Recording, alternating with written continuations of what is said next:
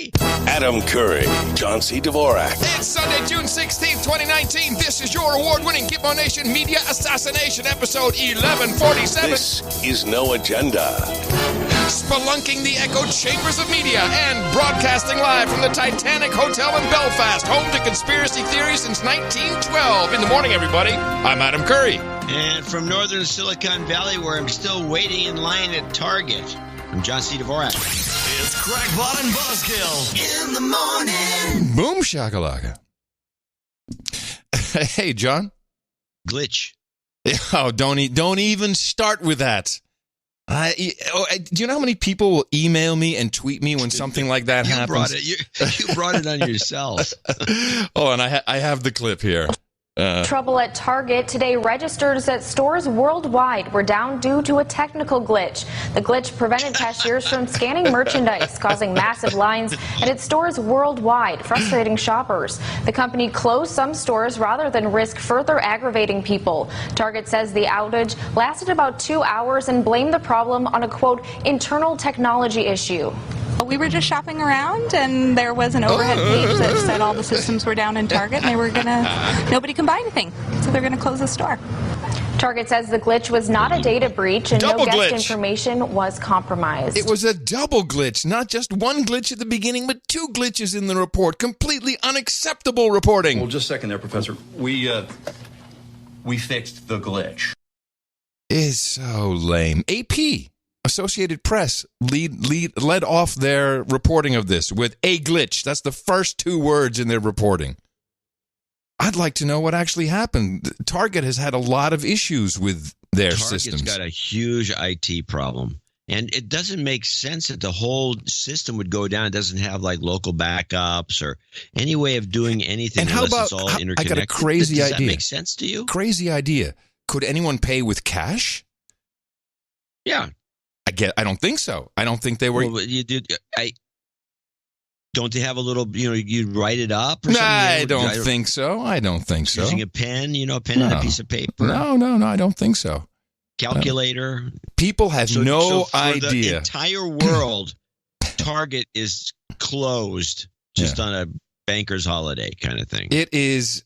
People have. It's cute now, and it's still cute when you call it a glitch. And oh well, we didn't know what to do. We were just wandering around for 2 hours. We couldn't buy anything.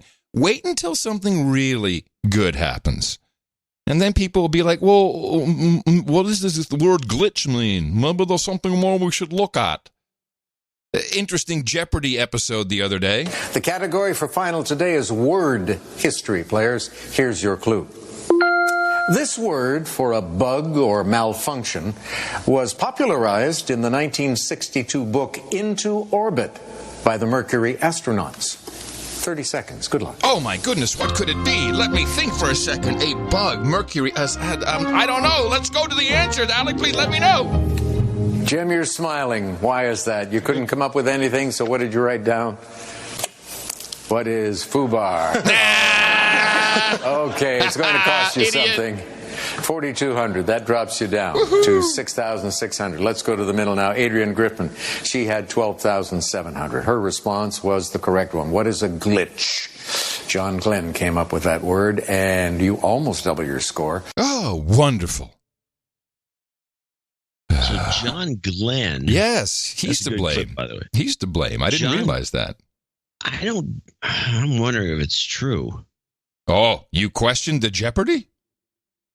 Yes, I do at this point. Oh my goodness! I don't question the way they phrase that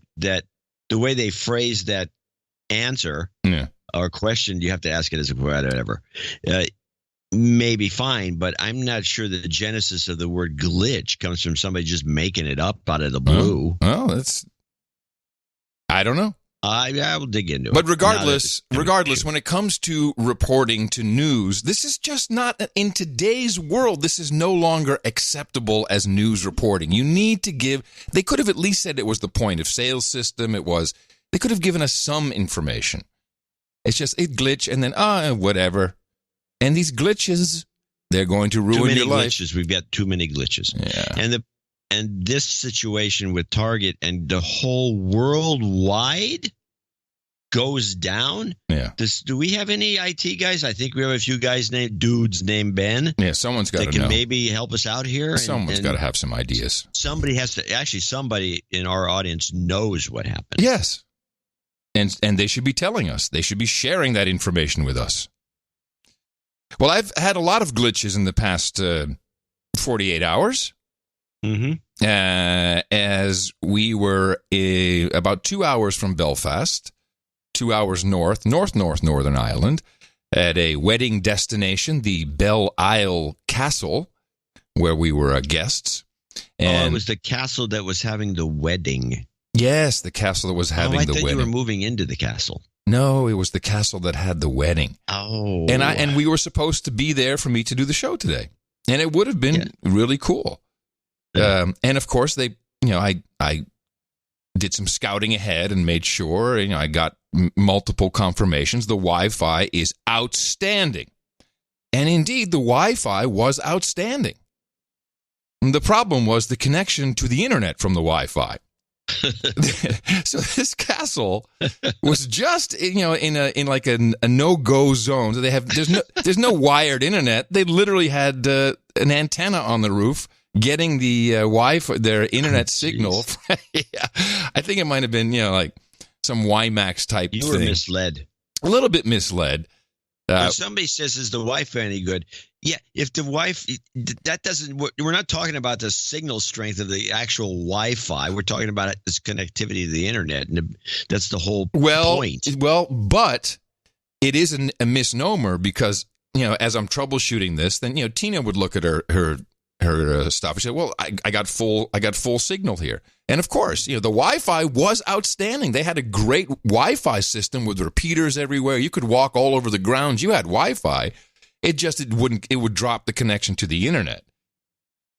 So we decided instead of staying the extra day, we got a crack of dawn and drove to Belfast and kind of just got the first hotel that I knew would, because it's a business center, business area. And it's the Titanic Hotel in Belfast, which is where the Titanic was built. Huh? Okay. And this is where the White Star shipping line, and also of course was it the Olympia? What was the ship that actually sank? The old switcheroo. Was it with the Olympia? The Olympia was the hospital ship. The carbon copy of the the carbon copy, the one that was supposed to sink or whatever it was. I forget. I forget the complete conspiracy theory. I've never heard this. Oh, you've never heard this? Oh no. Well, it's even better because this hotel is very modern, and there's an expo center, there's a whole business center. They still build something here with ships, but what is the pure attraction is the Titanic studios that are located right here. And do you know what they shoot in the Titanic studios? Movies? Game of Thrones. Oh, okay. So there's this. That would pack them in. Oh my goodness! There's Game of Thrones, tours and expo. Look at this. Go check that out. It's only 140 pounds. What? So needless to say, we are not going to check out the Game of Thrones expo. But the Wi-Fi is great, and it connects to the internet. So I'm very, very happy. Very happy. Sounds good. Yes. And anyway, we did have a wonderful time. It was great up in the island. It was nice to be in the fresh air. I do have to say a couple things about leaving London. Before we left, what was that? Monday? No, what day are we now? No, Friday. God, when we had the show Thursday? Yeah, Friday. Before we left, we did a little walk around. We had some time to walk towards it, past Hyde Park up to Buckingham Palace, and I was very excited to show Tina something that I recall seeing when I was 15 years old when I went to London for the first time with my dad, and that was Speaker's Corner. Okay. Speaker's Corner is empty. Yeah. There's no one there. No one speaks anymore on Speaker's Corner. For years. What? But it's legendary. Isn't there supposed to be this? So Speaker's Corner is the one. It's not even the soapbox that used to be there. No, now it's kind of a monument, and it explains that in 1100 something or other, they used to do public hangings there, which is just a small step from a public hanging to free speech. It's about the same. And this became the place where you could exercise free speech. And I think it's still the only place in the UK where you actually can exercise 100% free speech, because they don't have a constitution where this is protected, as far as I know. They have Magna Carta, No, but they don't. no, it's not explicitly spelled out that the government cannot make any rules against the freedom of speech or freedom of the press, which is what we have in the United States. So, yeah, and the people just giving up. They don't even go there anymore. You took her over there. Yeah, I wanted. Look, this is Speaker's Corner. It's so cool. Sunday, some people show up for there. Well, it was disappointing. What was fantastic is we took a cab back from the London Eye to go get our suitcases. You didn't go in the London Eye, did you? Yeah, we sure did. An hour? What do you mean an hour? Isn't it an hour to go around that thing? No, it's like 20 minutes, 25 minutes. Oh. It's a nice photo op. Tina's never been to London, so it was perfect. Perfect photo op. Well, yeah, you get the view of the city. Although, there's new buildings like the Shard. It's just that this is the tall building that looks like glass shards. That's now obfuscating the Gherkin. The whole place has changed. That was called the Gherkin. Yeah, the Gherkin is behind it. You can't see the Gherkin anymore. It's a shame. They should have blocked the building of the new building. So we took a cab back, and of course I'm not going to take any Ubers while I'm in London. We take a proper British cab. And if you've never been in a British cab, it's an interesting experience, because the cabbie sits up front. He's kind of isolated, but he has an intercom system, and there's lights everywhere. It says, when this red light is on, then the cabbie can hear you, and then he can speak back to you. And he had the windows were open, and it was difficult hearing him, because it's just it's like it's just kind of an but there was a a great gag. But there was a telecoil logo in the cab, and I've never used this, so I switched my hearing aids to telecoil, which is this induction-based system where just a wire in the cab will beam the audio into the hearing aids. And it worked really well. It was like magical. It's like, all of a sudden the guy's broadcasting right into my head. Huh. Yeah, it's really, and now it's like movie theaters. I'm switching that in an elevator. Oh, telecoil, let me turn it on. I've never heard of this. Oh, well, you've seen the logos. You'll see them on ATMs. I may have, but I paid zero attention, obviously. Yeah, it's a loop system, induction loop. Yeah, I know how it works. No, I'm telling you, not everybody knows how it works. I'm kind of surprised that these exist. Well, they exist everywhere now. Now that I've noticed one, I'm like, this stuff is showing up everywhere. Yeah, but it works really well, which was the surprising part. I'm like, this will never work. But yeah, sure enough. And then if you moved your head a little forward, then it would fade out. So you have to kind of be in the right spot. But it worked. It was nice. Which was a good feeling for what came next, which was the Gitmo Nation trip through EasyJet's bag drop and boarding system. Holy crap. It's gotten really bad. I shall explain. Now, EasyJet is I love EasyJet. I've always liked it. I've always liked their prices. I don't know if Stavros or the guy's name is, the Greek guy, if he still owns it, runs it, whatever. But I've always liked their vibe. Kind of like Southwest, which I also like, although you can reserve your seats. But you can no longer check in at the airport. You have to check in online, which is, for me, was problem number one, because the way they ask you to do this is to download their app on your smartphone.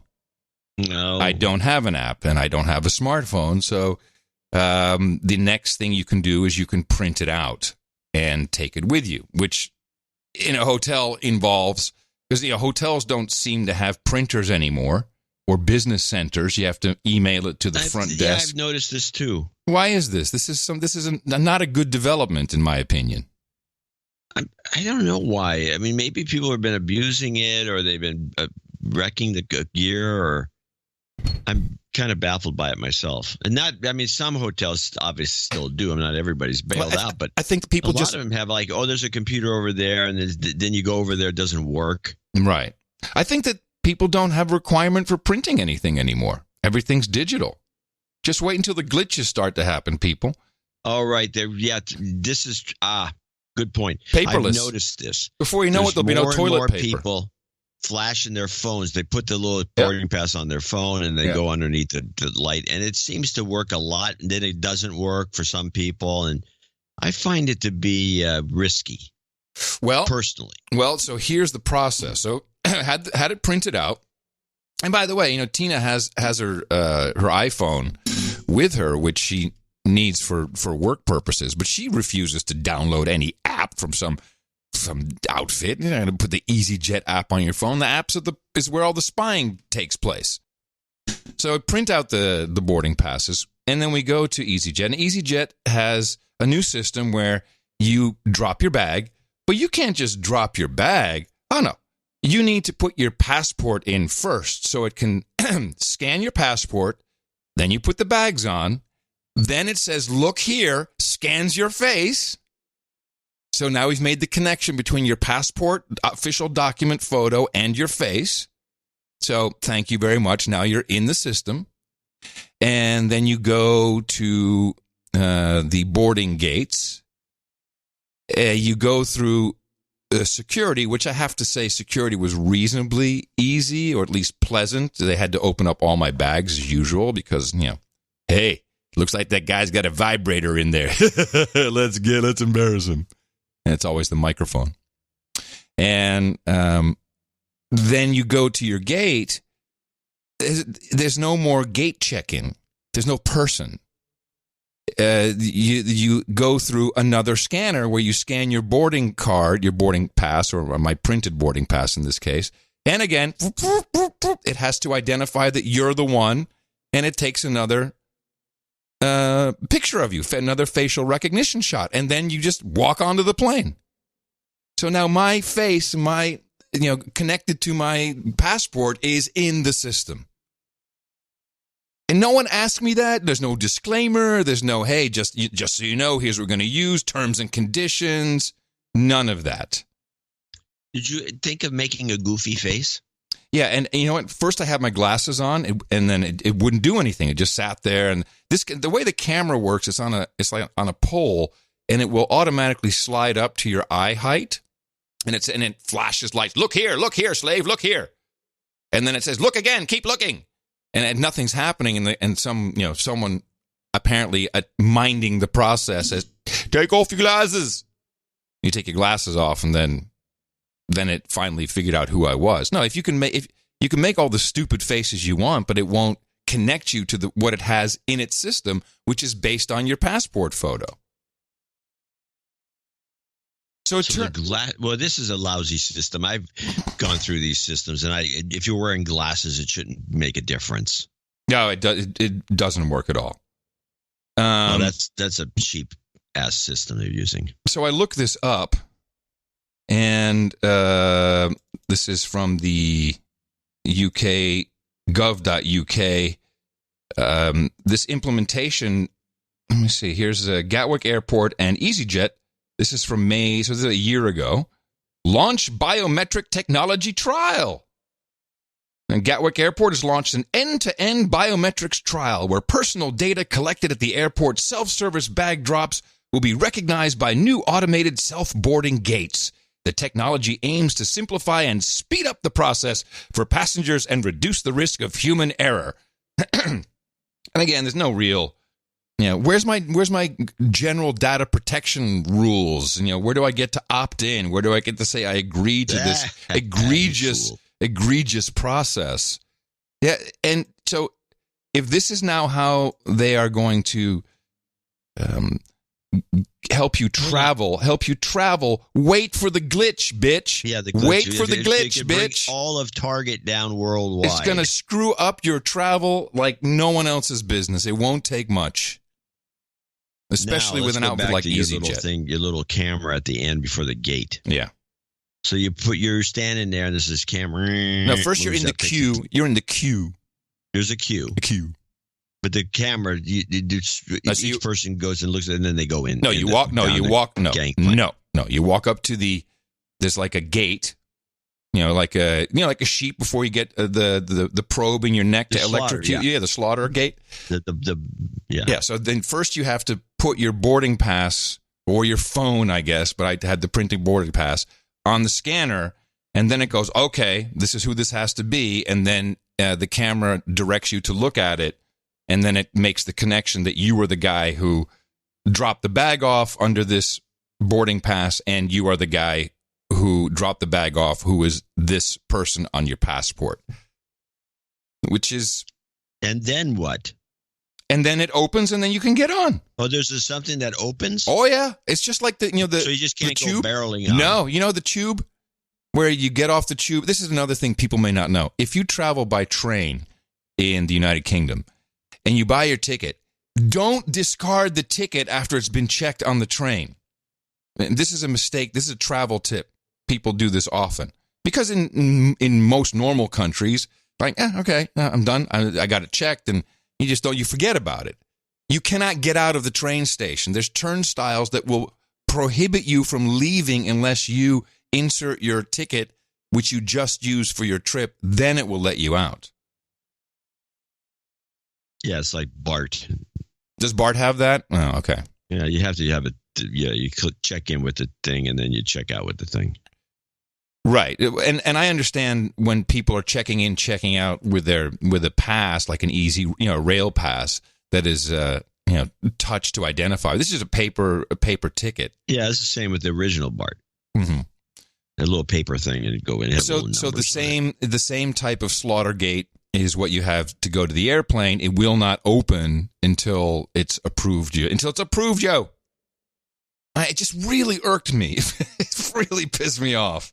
Did not like this at all. Well, it's not going to get any better, so you're going to just get more and more irked. Yes. Well, I just find that, and I'm sure that, this is what the TSA is talking about, but it's the airline that's doing this. That's the part. This is a commercial company who now has all my biometrics, or certainly some biometrics. Face. Yeah. But I don't like it. And nowhere do I see it. And, well, don't worry, we'll take care of it. They could get hacked. Hack my face.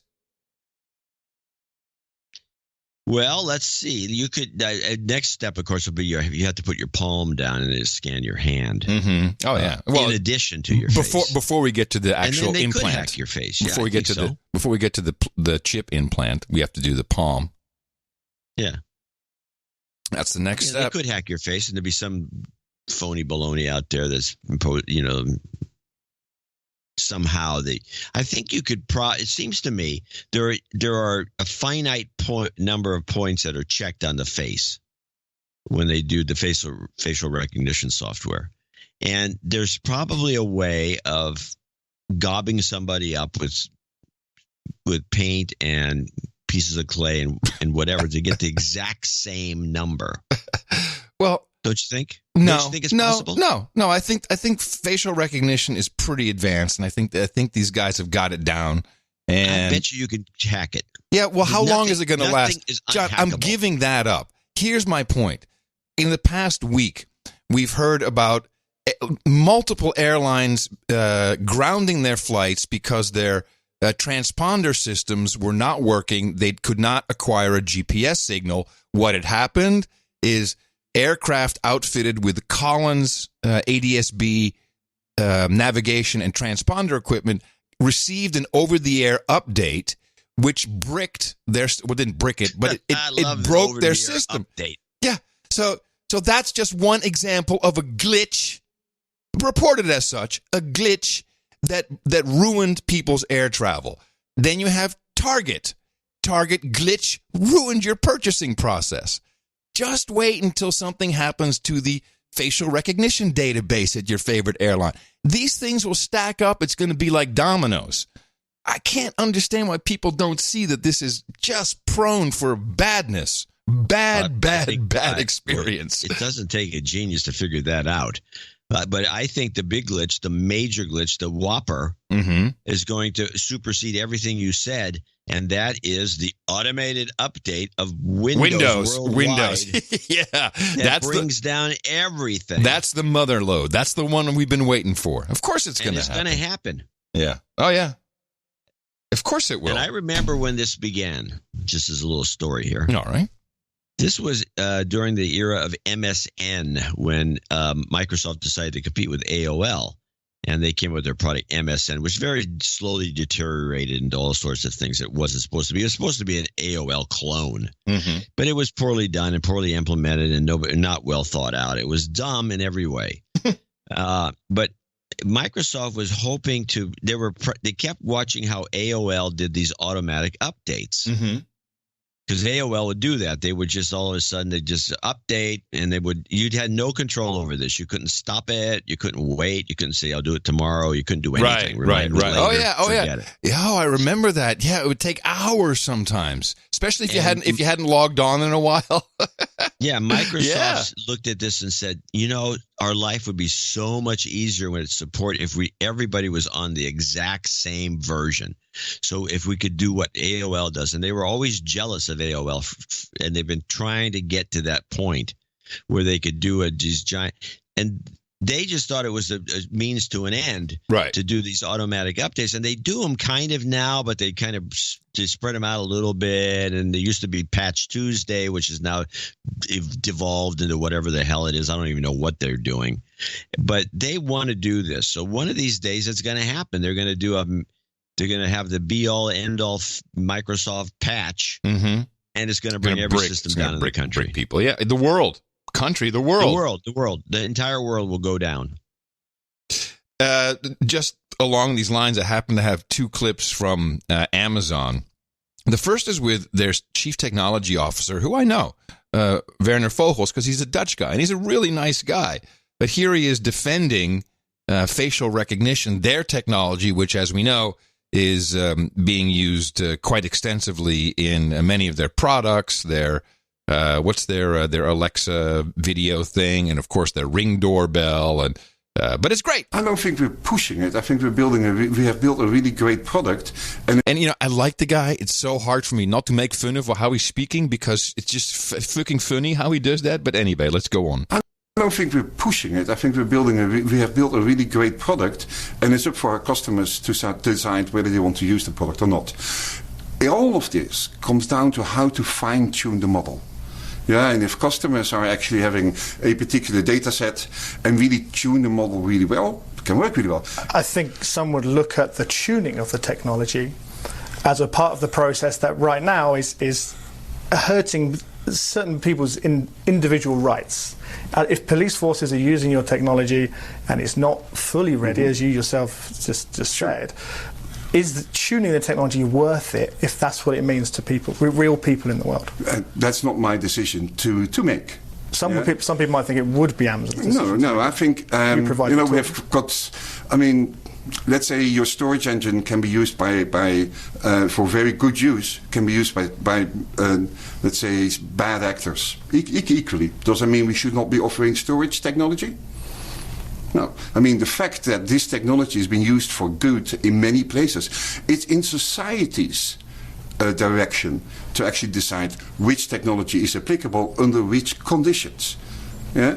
And as such, it's a societal this discourse and decision and policy making that needs to happen there to decide where can you apply which technologies. Yeah? If I think about the simplest answer there is, if you look at steel, we have massive steel mills. They build incubators where young-born babies keep being healthy, and we also make guns with steel. Yeah? As society, we decide what is acceptable use and what is not. And that's pretty much the responsibility that Silicon Valley takes over what they create. Hey, it's society's problem, not ours. We make steel. We just make steel. You can make a gun out of it, whatever you want. Incubator. I find reprehensible. Yeah, it's very cavalier. That is absolutely true. It's cavalier, though. It's cavalier. Of course it is. It's cavalier. When you're making money hand over fist, yeah, right. You can be cavalier, and that's what you do. Speaking of your architecture that couldn't survive a glitch, holy crap. if Amazon Web Services goes down. You can kiss a lot goodbye. Quite a lot. I believe that I don't know. I believe. You should say I do believe. I have a hard time saying I do believe. I know that. But I do believe that Amazon is architected with a lot of redundancy that make it almost impossible for the whole thing to go down. Sure. And cause this kind of problem, which is different than Microsoft bricking all the Windows machines out in the world, because I don't have a redundant, I have a couple Windows machines, and I could easily get one bricked and then take the other ones offline if I came to the realization what was going on, which I probably wouldn't. I'd be dicking around trying to fix it. And I could use the machines while they were not hooked to the internet. But I don't see any way. There's no redundancy the way that a big central system would have or should have, and I'm sure has. So I'm less concerned about AWS than I am about these Windows updates. Well, while I do believe that governments should be very involved with this technology and looking very closely at how it's being used and what the implications are. And perhaps there's some things that should be legislated. I definitely am concerned about data theft of my face theft. Someone could just steal my face and then use that everywhere. Who knows? We're just beginning with this. Now, instead, everyone's all jacked up and jitty about deep fakes, and I need to really call out NPR. And maybe it's just me, but no, it's not. Listen to this story. Now we have two government officials. We got Warner calling for legislation of deep fakes, and I think Schiff is more interesting. And this is a report from NPR, and listen very carefully. And NPR is still radio, right? It's not video. It's radio. Yes, and podcast. podcast. NPR is still radio, and it's podcasting and radio, which is repurposed radio. Well, listen to this story. What you will hear next was never actually said. It looks like a Facebook office. It looks like Mark Zuckerberg giving an interview. It looks like his mouth is moving along with the words. Imagine this for a second. One man with total control of billions of people's stolen data, all their secrets, their lives, their futures. But that wasn't the founder of Facebook. Okay, so the rest of the story I want to play. But I do not understand how when you're listening to something, you can say that this sounds like Mark Zuckerberg, because it does not. And you played a deep fake the other day. And now I played that exact one. Right. So let me play Zuckerberg. Now, at the same time, it's important not to lose sight of some of the more straightforward and larger ways that Facebook plays a role in elections. How the hell does that sound like this? Imagine this for a second. One man with it's not even the right inflection. Total control No, of the inflections are wrong. Everything's wrong. There's a little. I know where the connection is. I think when you see the video, people go. It's like when we look at CSI and we hear we talked about this in the last show. I know, but I want to say it again. But let me just say something, which is I think there's a little gravelly aspect to his voice, and I think they captured that. It's not even fucking close. It's not. Oh, but you just think it's not even in the same No, league. It's not in the same league at all. When you see the video, apparently NPR gets as stupid as everybody else. Oh, that must be Zuckerberg. It's not. Well, there are voice actors who do a better job than this. I would agree. Well, that's true. In fact, the Obama one that is floating around was actually done by Peel, the movie guy. Sure. He does a good impression of Obama, and they just made Obama's mouth move around a little differently, which was pretty poorly done. And he did the voice, and it sounded, there's Obama. But that could be actually both of these could be if you went through one of those voice systems. How come one of these reporters hasn't done this? Thank you. Here's my point as we deconstruct this. How is it possible that NPR does a 1.5-minute report? I'm going to play the whole report. That no one thought to listen to what Zuckerberg sounds like because it's not him.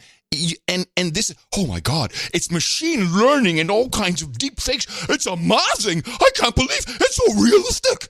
It's not realistic. You can there's probably 100 people you could hire to do a better job for your deep fake. But now somehow there's this illusion being created, which we need to legislate clearly, that machine learning can create deep fakes. Again, the real Zuckerberg. These effects operate at much larger scales, of 100 times or 1,000 times bigger than what we're discussing here today. And here's the deep fake. Moving along with the words. Imagine this for a second.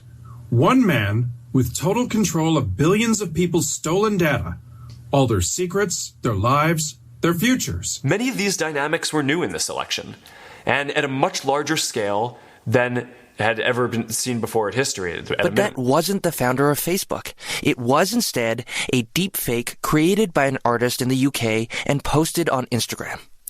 This technology is quickly becoming a national security concern. Bullshit! The House Intelligence Committee held a hearing Thursday warning of the threat. With sufficient training data, these powerful deepfake generating algorithms can portray a real person doing something they never did or saying words they never uttered. That's Committee Chairman Adam Schiff. The disaster scenarios are obvious. A deep fake showing a 2020 candidate inciting violence against an ethnic group, or false audio of a military official giving orders to mass troops at a border. How come no one ever said, oh my goodness, a voice actor could do this? Oh, we need laws against acting. There is no easy solution. Up until now, social media companies have a general legal immunity to content posted on their platform. But that may be changing. Listen to this question from Schiff. Is it time to do away with that immunity so that the platforms are required to maintain a certain standard of care? Any effort addressing the threat of deepfakes standard of care involves increasing public. mean? Well, you'll hear it. They actually make an interesting point. Away with that immunity so that the platforms are required to maintain a certain standard of care. Any effort addressing the threat of deepfakes involves increasing public awareness. But even this poses a problem. It's called the liar's dividend. Here's Citron explaining what that is. Once you get everyone all educated, then, you have wrongdoers point to real video, genuine audio and video that show them doing something illegal or wrong, right? And they get to say, it's a deep fake, pay no attention. These technologies are evolving rapidly to the point that almost anyone can use it. Here's Lindsay Gorman, the Fellow for Emerging Technologies at the Alliance for Securing Democracy. What used to be something that was available only to sophisticated machine learning experts is now becoming available to the general public. So, as the witnesses to Thursday's committee hearing attest, it may only be a matter of time until deep fakes affect our politics and our national security. I mean, it's so ludicrous. And that NPR, an audio programming outfit, says, oh my goodness, that's just like Zuckerberg. Can't you hear it? I mean, here's another. These guys, I don't understand if they're going to do a long report like this and look into this and especially if you're going to be panicky and hand wringing and sounding like an old woman. Why you don't bring it? Aren't journalists? I'm asking you. I can answer this. Why aren't journalists doing what you're supposed to do, which is have competing opinions? Here's the yes, the no, and the maybe. And bring out the guy who's a voicegram guy. A guy can run it through a machine and say, this is clearly not Zuckerberg's voice. Problem solved. We noticed that video had taken over people's brains many years ago. We don't do it anymore. I just grabbed a 20-second clip. We used to play clips called bad acting clips. We take, you, John, in particular, you take a clip from a television show, CSI as an example, and you just listen to the audio, and then you hear how bad the acting is. Why can't you just love her? She's so easy to love. You know nothing about my daughter. You hear me? Nothing. I know that she is good and strong and deserves all the love this world has to give. Can't you see that? Sounds so believable. I mean, that is totally... That's a great clip. That's Emmy Award-winning shit right there, ladies and gentlemen. So people are losing the ability to hear. Anyway, Warner, he's senator, right? Senator Warner? Yeah, I believe so. He ties this deep fake thing into, we need to legislate, because this is about legislating. Now, they're only saying social media. I have no idea where you probably would want to think about legislating the technology, but okay, I guess social media, they want to take away the Section 203. They're doing it in a very stupid way. And this is, well, you'll hear it. Trump in 2016, he may have been a naive candidate then, but he welcomed Russia. If they got dirt on Clinton, lay it out. Well, you would have thought after 2.5 years in office, he would have learned that that's not appropriate behavior. That is, if this man has so little moral center that he doesn't understand taking help from a foreign government is wrong, then we need to put in place a law that would say if a foreign government tries to intervene in the election in a presidential campaign, the campaign has an affirmative obligation to report that to the FBI. There's been lots of concern voiced by a lot of my Republican partners that they know our election system's not safe in 2020. And I think the least we should do is put this law in place that would say, you got to report to the FBI if we've got foreign agents intervening. Secondly, let's pass an election security law to make sure there's a paper trail after every vote so people have belief in the integrity of their vote. And third, let's go ahead and put some guardrails around some of these social media companies so you cannot use deep fake technology or create fake personas the way the Russians did on Facebook in 2016. What? The Russians use deep fakes all of a sudden? Holy mackerel, talking about jumping to conclusions. What deep fakes did oh, wait a minute, stop. Ludicrous. So the reporter talking to him asked him immediately what were the deep fakes that the Russians did to get a response, right? No, they went straight to another topic on the show. No, of course not. It's just accepted. I would have asked him. I said, what deep fakes were involved in the 2016 campaign specifically? And he would have, what would he say?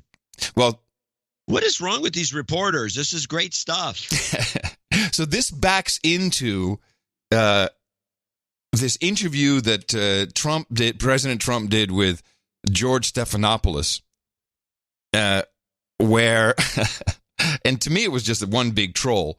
It was like, well, if I got some Oppo research on, I'm not going to call the FBI. I'm going to take a look at the Oppo research first. And everybody's freaking out. Oh, no. You have, if you get information from the Russians or from the British, I guess that's also a foreign government. The British, the Canadians. The Italians. You need to report that to the Mexico. FBI. Exactly like, the Democrats didn't do. So they're trying to back this into a law, and in fact it is Senate Bill 1247, the Duty to Report Act. And here is Pansy Explosi explaining. So that is part of our legislate, investigate, litigate. What did she say? Did you say Nancy Explosi? No, Pansy Explosi. Oh, Pansy Explosi. So that is part of our legislate, investigate, litigate. Legislate, investigate, litigate. What is she talking about? Well, here you come. Agenda. We're doing this, and at the same time, we are honoring our oath of office to protect and defend the Constitution. Yeah, you see, she's introducing a bill, or the concept of this bill that's now running through the Senate, and she's trying to say, this is our responsibility, is legislate, investigate, and what was the third one? Litigate. Litigate. That apparently is her job now. That is the job of everybody in Congress. The United States. Yesterday, the President gave us once again evidence that he does not know right from wrong. It's a very sad thing that he does not know right from wrong. I believe that he has been involved in a criminal cover-up. I've said that before, and our investigation is demonstrating that. The Mueller report shows. Now, listen to the flub. Obstruction of justice in at least 10, perhaps 11 places. But for the president to be so cavalier, to disregard, to be indifferent to law and any sense of ethics about who we are as a country to say he would invite foreign intervention further. The intelligence community with great confidence has put forth that the Russians interfered in our election. That's an assault on our democracy. An assault on our democracy. This president says it's a hoax. He takes an oath to protect and defend the Constitution, but I guess it doesn't include him in terms of being to be held accountable to obey the law. So we have a package that we're putting forth in light of the Mueller report, a package of legislation, duty report. If someone comes to you mandating that campaigns report foreign offers of assistance.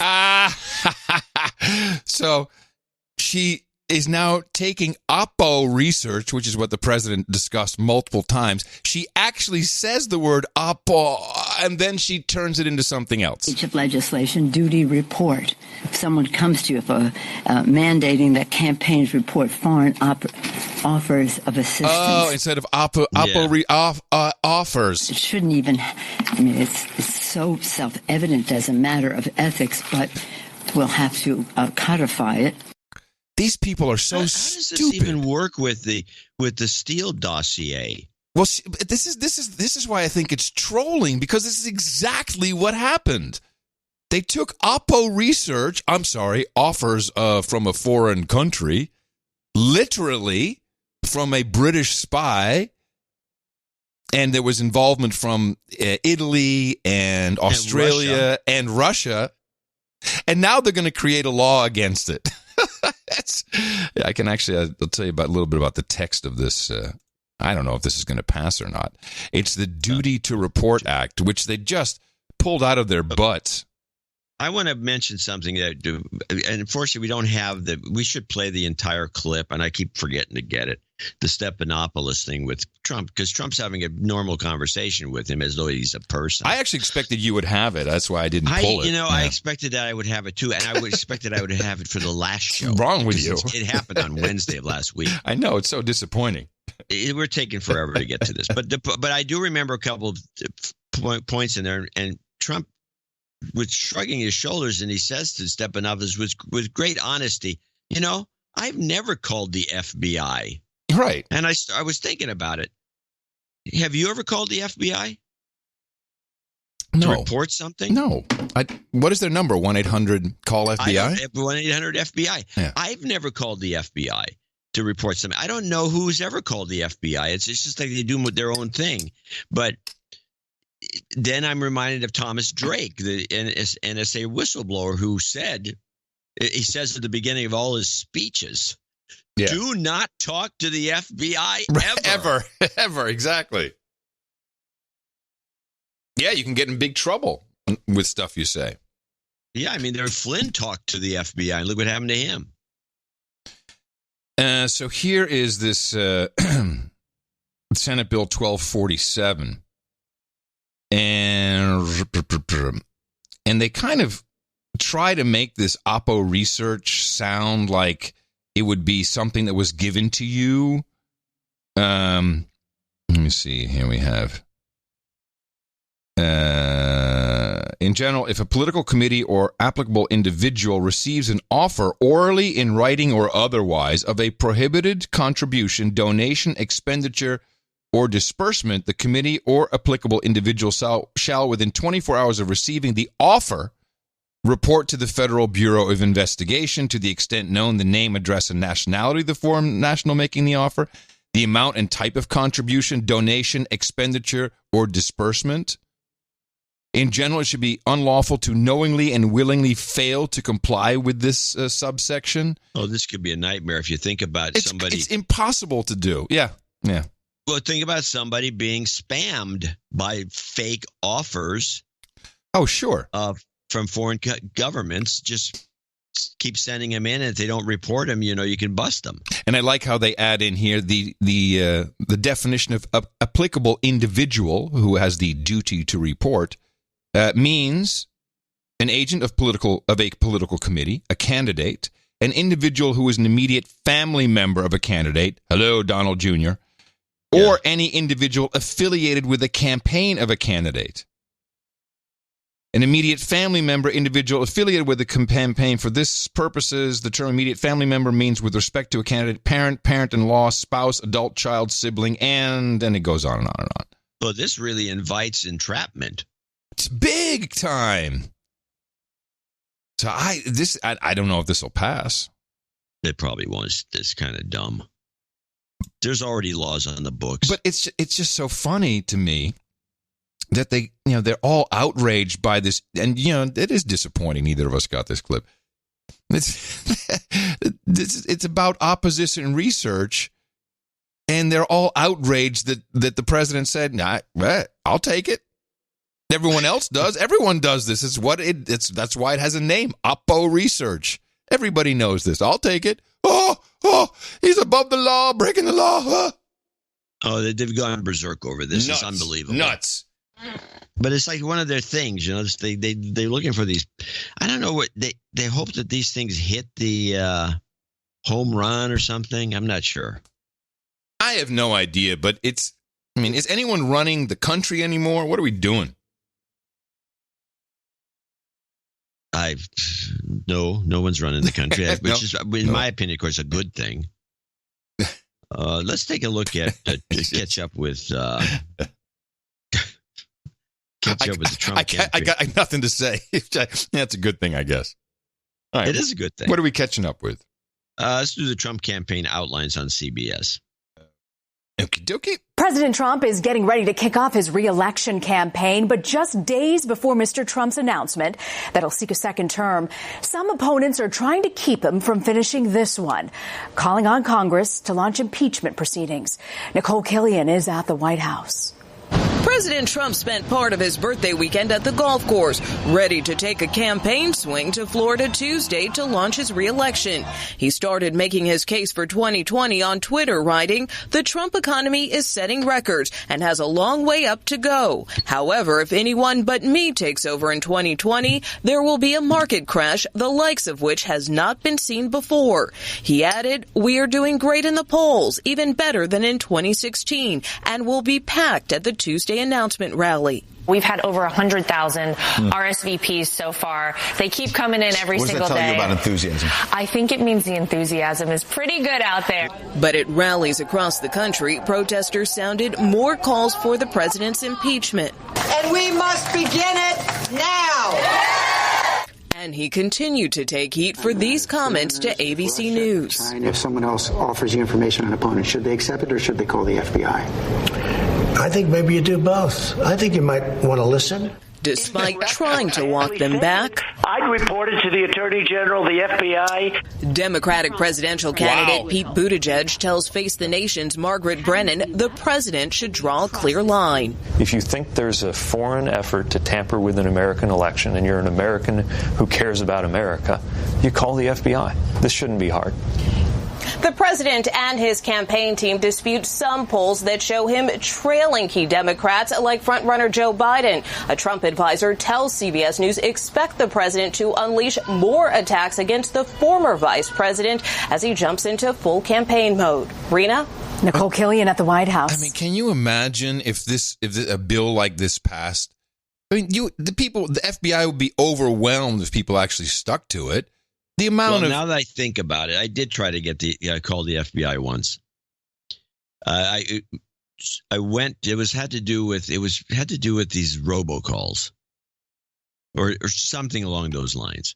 And so you go to the FBI to find out who to call, and there's nobody to call. But they say if you have this problem, there's some scam, go here, and you go to a website. And then the website gives you a bunch of instructions that are just like too much for anybody in their right mind to do. They obviously do not want to be contacted on every little stupid thing. Call your local police is their attitude. Yeah. And it's apparent that the FBI would be against this because they would be just swamped with bull crap. If the way I read the proposed bill, I mean, people in Congress it's lobbying. Lobbyists contact them all the time. By the definition of the bill, you could say that a lot of these lobbyists are trying to interfere. Hey, here's what I'd like to have done. It makes no sense. Yeah, especially with the lobbyists not you mentioned. Yeah. There's a lot of foreign agent lobbyists. They're crawling all over the place. They're from every country in the world. Luckily, though, everyone voted for a salary increase, so they won't have to, they won't have to take money from lobbyists, and they won't have to do insider trading, as Alexandria Ocasio-Cortez said. So. No, what it does, it gives them more money to trade with. Hey, I got another $4,500. Buy some puts. Let's go long. Oh, man. So this was some news that none of the media is picking up on. All right. And I got a kick out of it when I spotted it, and I thought it would be something worth listening to. O.J. Simpson's decided to go on Twitter. Yes. Hey, Twitter world, this is yours truly. Now, coming soon to Twitter, you'll get to read all my thoughts and opinions on just about everything. Now, there's a lot of fake O.J. accounts out there, so this one, at the real OJ32, is the only official one. So this should be a lot of fun. No getting even to do. So God bless. Take care. It's getting even with somebody. Here's the second post. He's done 2 now. Hey, Twitter world. You know, for years, people have been able to say whatever they want to say about me with no accountability. But now I get to challenge a lot of that BS and set the record straight. More importantly, I'll be able to talk about everything, especially sports, fantasy football, and even politics. But for now, let me just say to my fellow fathers out there, Happy Father's Day, and God bless.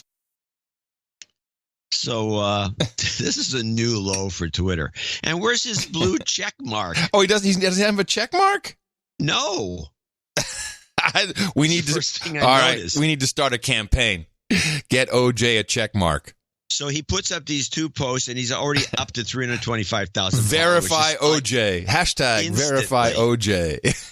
You'll be over 1 million shortly to do these half-drunken kind of rants or whatever. He's going to get back at some people. Is he a boozer? Is he a drinker? It's going to be great. Is he a drinker? Is he a drinker? I don't know, but he's getting old. It could be just old age. But whatever the case, this is going to be great, and I think it marks a new low for Twitter. Can I just give? And the media has refused to cover the story. Can I offer some advice to some colleagues out there? I would like to offer advice to Spotify and Pandora, Gimlet. This is the guy you want to do a podcast with. This is the podcast you want on your network. You want the OJ cast. That is money in the bank, people. I agree. As sick as it is, yeah, it's exactly true. Shoot, maybe we should just produce it. Just. Well, let's we can get a hold of him. You can be sure he's got a bunch of scammers. DM him. DM at the real OJ32. Go on, John. You're the sports guy. Everybody knows. He knows you. The juice. Yes, the juice is loose. The juice pot. The juice cast. Juice cast. I'm seeing it. I'm seeing some great ads. I can think of good ads. Some great products.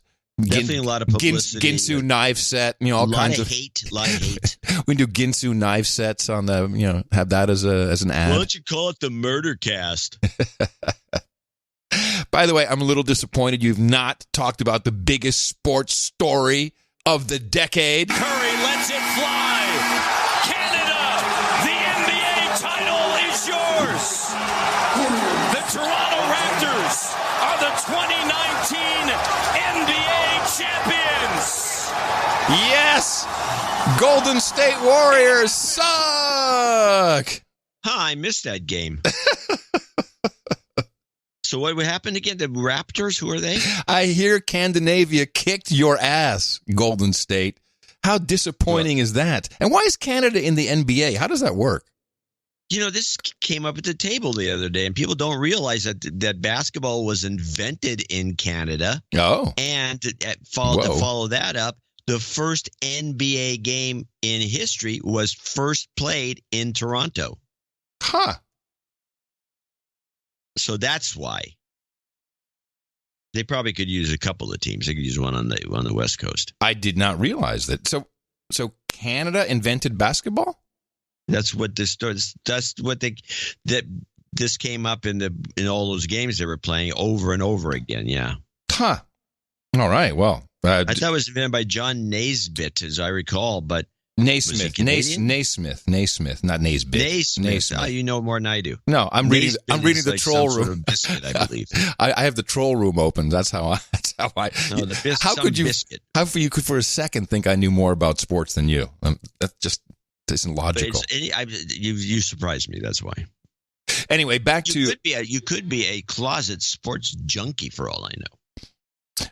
Back to. I think the Glove Cast maybe is a better name for the OJ. Oh, the Glove Cast. We are so sick. Yes, podcast, ladies and gentlemen. They're taking over the world. Witness the BBC. Back in the real world, it was announced today that this show is being replaced in the autumn by a podcast. No. Podcast. I mean, is there no limit to the depths of depravity to which BBC schedulers are prepared to sink? What is a podcast anyway? I mean, what is a podcast? If God had meant pods to be cast, he wouldn't have invented the wireless. The good news is, it's free. That's one of my favorite clips of the week. Depths of depravity. And I got an ISO. A podcast. I just love just how he's so denigrating this guy. That's was it Andrew Neil, whatever his name is, Andy Neil. Some old fart. just that beginning again. Back in the real world, it was announced today that this show is being replaced in the autumn by a podcast. A podcast. I mean, is there no limit to the depths of depravity to which BBC schedulers are prepared to sink? I think that's... It makes me so proud. I'm very, very proud of that. I would give you a clip of the day, but I'm not going to. And with that, I would like to thank you for your courage and say in the morning to you, the man who put the C in Canadian basketball, John C. Dvorak. Well, in the morning to you, Mr. Adam Curry. Also in the morning to all the ships at sea and the boots on the ground and the subs in the water and all the dames and all the knights out there. And in the morning to our trolls. We got a lot of them. The trolls are in the troll room. You can find them at noagendastream.com, where you can also listen live to the program. And there's many programs. It's 24/7, so there's always someone in there listening, commenting, trolling. And we're not bashful about it. It's trolls. So go in there, show your best trollage. NoAgendaStream.com. And we also like to say in the morning to CSB. I think CSB has changed his name on the art generator. I don't know you could do that. Yeah, you can apparently. And he's what is his name then? Wait, let me guess. It's Charlie Sierra Smith Bravo Bingham. Well, it turns out it's the name CSB has now been hijacked by some dude named Comic Strip Blogger. Oh no! And who's very mad at you because you apparently have blocked him on Twitter. So. That's because he was not that I don't like the guy. Yeah, you blocked him though. That's not a real likable thing to do. Well, I was getting too much material from him that wasn't valid. Stop with all the great material is what you're saying. That's what a block means to you. It's just too much good material. Please, I have to slow you down. What it is. I'm not there to. I'm just there to. I don't know why I'm there. I don't even know why I go on Twitter. I should get off of it. Well, this was the artwork for episode 1146. The title of that was Googers, and CSB, aka Comic Strip Blogger, did a great piece of art. It was the Fort Trump logo. And it was nice. It was done with kind of pixelated camouflage background. And it made sense in context of the episode that we had, and we appreciate it. It's noagendaartgenerator.com, where you can see all the artwork that's submitted, where you can submit artwork, and lots of people do. And we always have to make a very difficult choice, and it was the CSBs who we chose. And again, thank you. It's part of our value for value model. It really helps when we have fresh artwork to show because it catches people's eye in where they find podcasts everywhere. So thank you.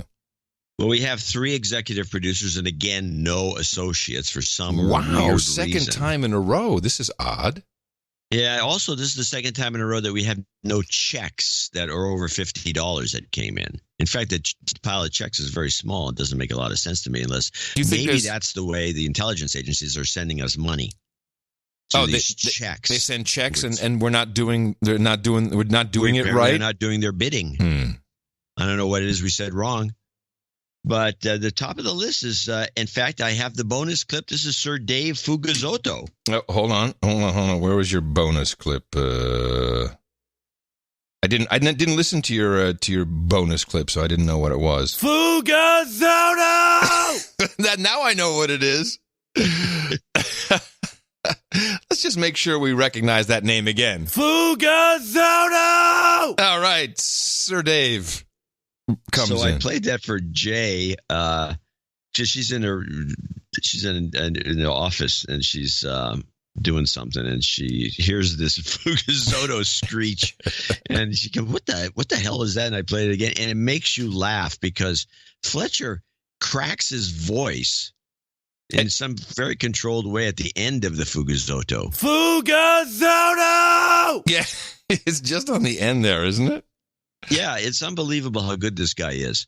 And so I was going back and forth with him. I said, maybe we should reintroduce the old. We had a gimmick about 4 years ago, I think, where we would let people donate a certain amount of money. They'd get a Fletcher call out. Oh, that's a cool idea. Yeah, we did it. Yeah, yes, we did it, but it's a long time ago. Let me see some of the yells we have. Donald! That's one. Of course, there's the classic. Putin! It's the crack at the voice every single time. Yeah, he's just very controlled. He's good at that. It's very good. I don't know. I mean, that is a skill that I was talking to Jay about. I said, this is a voiceover skill that is not something anyone can do. And I don't know anyone else who can do it is like this. I mean, it's unbelievable. Oh, I believe.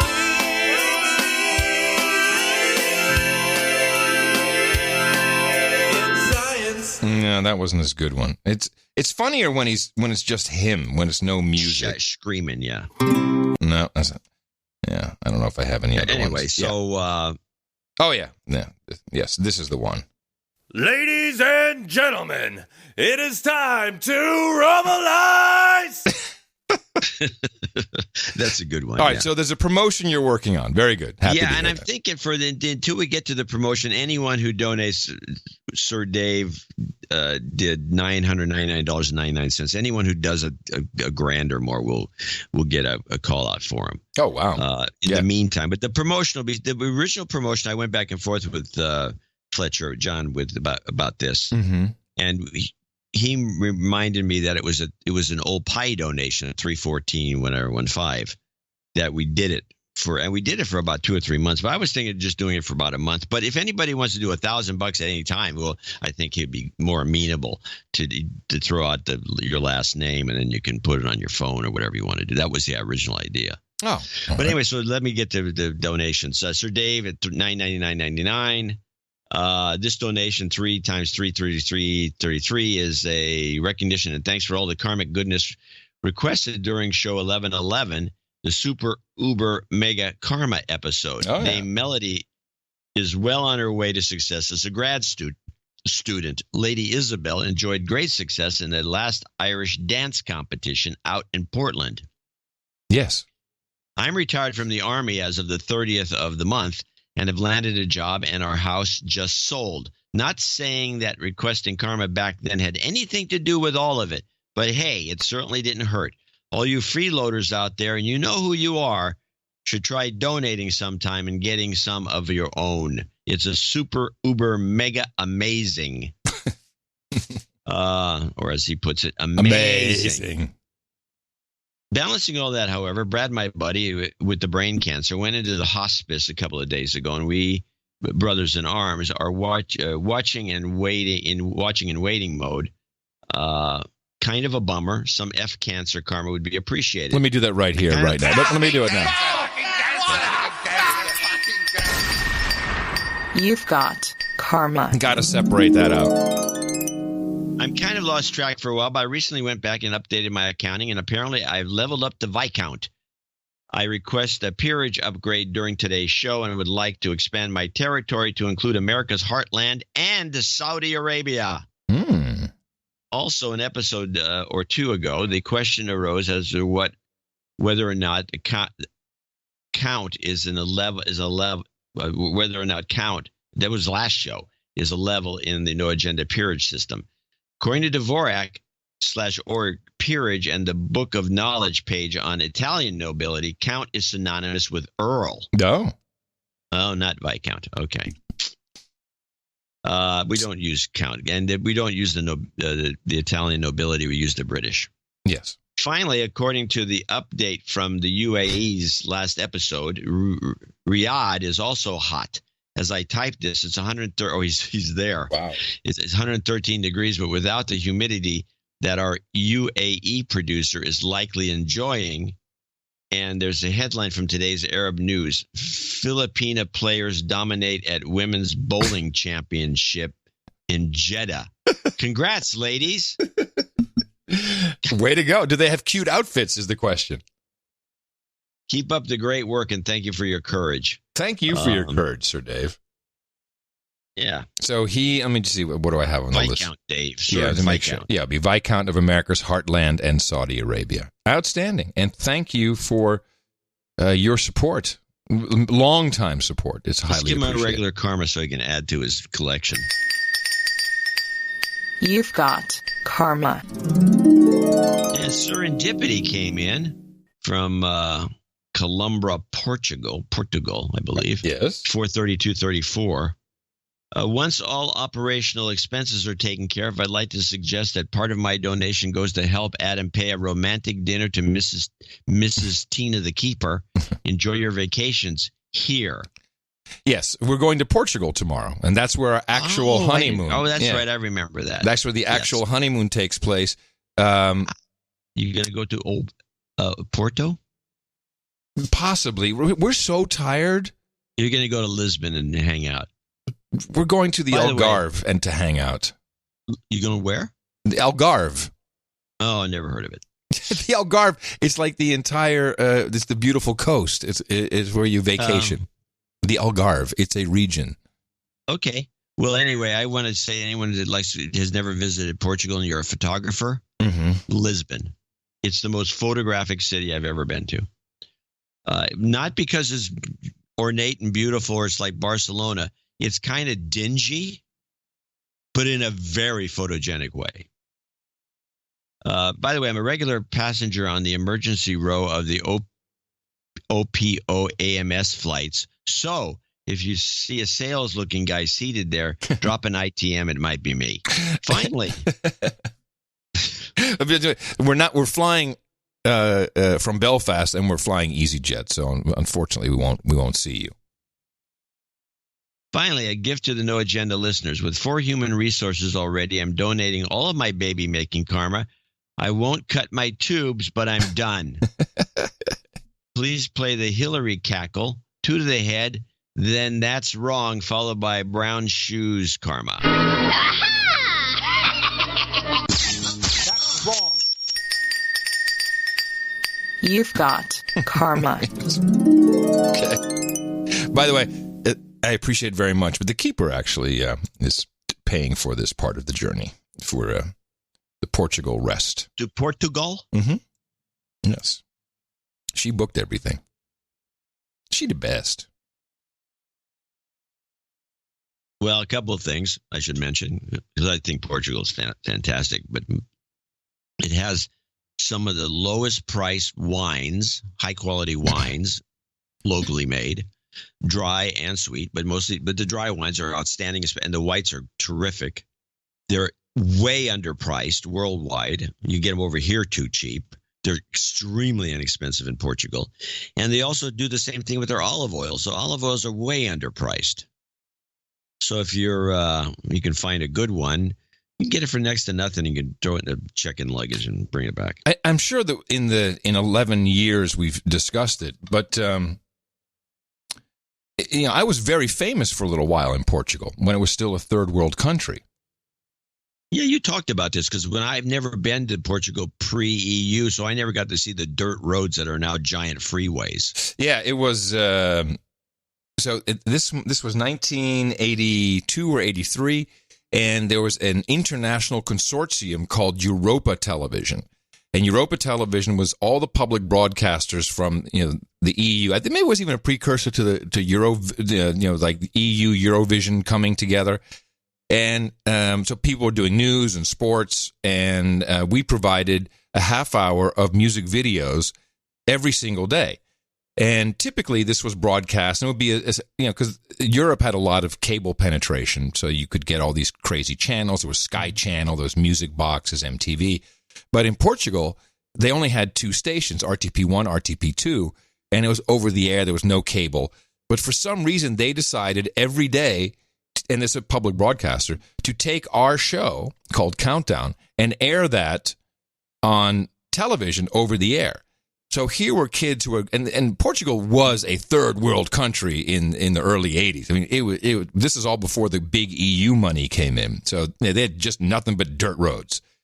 And now here was a guy who the first time they were seeing Bon Jovi videos. They'd never seen this before. It's like Janet Jackson, Michael Jackson, Tina Turner, and people would send me mail postcards. Remember those? And there would be post sacks full. I mean, just huge mail bags, and I would be reading their notes. And so when we went there to just we'll just do a couple shows from Portugal. We were at the airport, and we had to import all of our camera gear. Back in the day, it was a lot bigger, and you had to have a carnet, C-A-R-N-E-T, a carnet, which it's like a travel document for your gear, so that when you enter the country and you leave again, you didn't sell off some $100,000 piece of equipment that they didn't know about. So it took a little while for us to get through customs, but we kept hearing this weird sound, and I thought it was the baggage carousel at the airport, which it could have been because it was rickety. But it turned out when we finally had the carnet set and we were going through customs, the doors opened. There were 5,000 kids standing there waiting for Adam Curiel, Adam Curiel, Adam Curiel. And I'd made jokes on the show like, "Oh, we're going to Portugal. Yeah, all right, girls, make sure you show up at my hotel with the Lamborghini." Dude, I still have paper clippings front page where girls showed up with their dad's Lamborghini to give to me. It was outrageous. And just one of the trippiest things I've ever witnessed. And now no one knows who I am. It's done. I'm nothing. Fame is fleeting. So I'm gonna see if we can find any old people while we're there. Like, "Hey man, remember me, baby? Let me show you a picture of what I used to look like." Yeah, you should do that. You'll get a badge or a button. Maybe I'll get something. A big giant button, like the podcasting button. We have a big giant button with your old face on it. Said, "This used to be me." Hi, I used to be famous. Surely you remember me. Famous. All right. Well, maybe someone will recognize you. It happens. Yeah, maybe not. We'll find out. Maybe not. Well, I do recall someone gave me a port wine from my birth year, 1964. And I saved that, and when I turned, I think 40, I opened it. God, that was some dreck. It completely gone bad. It was horrible. No, 64 is not a good year. Now, if they were smart and given you a 63, which is still good to this day, and just kind of X'd out the 3 and written down a 4. No, none of that. You would have had a bottle of killer port. Oh man, I remember at a certain point, we had all these autograph sessions, and it was like, and we had this promoter. We were like, Alessandro Basht was his name. Alessandro Basht, today we take autographs very close by. And we get in this a Renault Espace van, and we drive for 3.5 hours through these dirt roads. Like, what are we doing? And then, there'd be a crowd of, several hundred kids there. But then the punks showed up, and they were on, like mopeds and bicycles, and they were spitting at the car and jumping on it. It was crazy. I got to find some of that video. I got to post that if I can find any. Yeah. Good times. Sounds good. Thank God the EU came in and straightened those people out. Well, made them definitely not the same country. Enslaved them into obedience. Well, under their old rulers, it wasn't much better. No. Sir Colin, the friendly fat man, is our last executive producer. He's the third one. That's all we got. $360. Nice donation. Mm-hmm. Sir Colin, the friendly fat man from Cincinnati. Mm-hmm. A couple of things on the list for today. One, I want to wish my father, Arthur, by the way, we did have a Father's Day promotion for Father's Day, and as usual. Yeah, everyone hates their dads. They hate their dads. They hate their moms. They have no Valentines, but they love Fibonacci numbers. That's right. Go Fibonacci. Boo dad. Boo mom. I want to wish my father, Arthur, a very happy Father's Day. He's a man of heroic character and unwavering conviction that I aspire to imitate daily in my own feeble way. He has made me into the man I am today, and there is nothing I could ever do to repay him for all he has done for me and my 6 siblings. So the next best thing is to recognize him on the best podcast in the universe. This donation amount is Magical Shape-Shifting Jew, $18 donation times 20 nice. For his 7 kids and 13 grandkids. Oh, God bless him. Nice. I also want to wish a happy Father's Day to my brother Stephen, and my 2 brothers-in-law, Chris and Kevin. I was involved in the Cincinnati meetup back in May and forgot to send you guys the picture attached of our group. It was a great get-together, and we even had a Baron humble us with his presence. Nice. As many have said, it was an amazing feeling to be able to talk about whatever we wanted without much, if any, concern for upsetting our table mates. Yes, that's how it works. I recently took the first step, number 4. That was number 3. Number 4, I recently took my first step into the property ladder and bought a house. Yes. I knew it was the one when I saw the street address included the magic number 33. Now, my mother would really like me to find a keeper of my own and go along with it so I could get some house relationship karma. Yeah. Oh, that's what he wants. Yeah. Well, that's what his mom wants.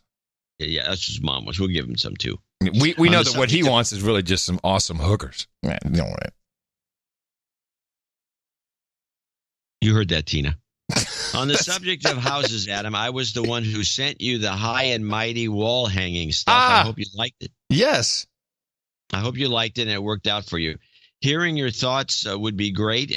What is he talking about? Okay. Would be great if you could mention the website, designtobestuckup.com to my fellow producers. I'm glad that he finally sent this in, Sir Colin.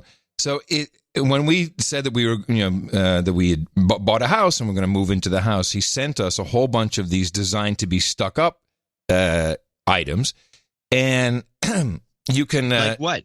Well, it's hooks, but also there's a shelf, so there's no holes. You don't drill any holes, and it's you have to look at the website to understand the system. But you can hang up to like 30, 40 pounds in some cases without drilling holes. The stuff just sticks to the wall and drywall. It does it with drywall too. It's very cool. Designtobestuckup.com. Thanks for everything, and along with the karma, can I get some magical shape-shifting Jew and Putin on the Ritz? Thanks, Sir Colin the Friendly Fat Man. If you're blue and you don't know where there's fake news, why don't you get your Gitmo fix? Putin on the Ritz, dressed up like $1 million trooper, trying not to look like Anderson Cooper. Super Pooper, come let's mix where John Podesta walks with kids. Oh, I mean pizzas in his mitts. Putin on the Ritz.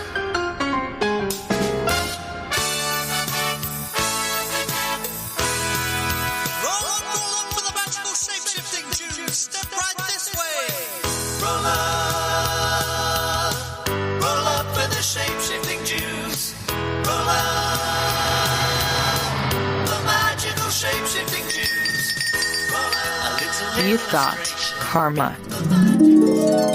All right. Well, we want to thank these 3 folks for becoming the executive producers for show 1147. Yeah, and once again, no associate executive producers, which is very odd. Very odd. We don't see that often. He did mention the Cincinnati meetup. Let me see.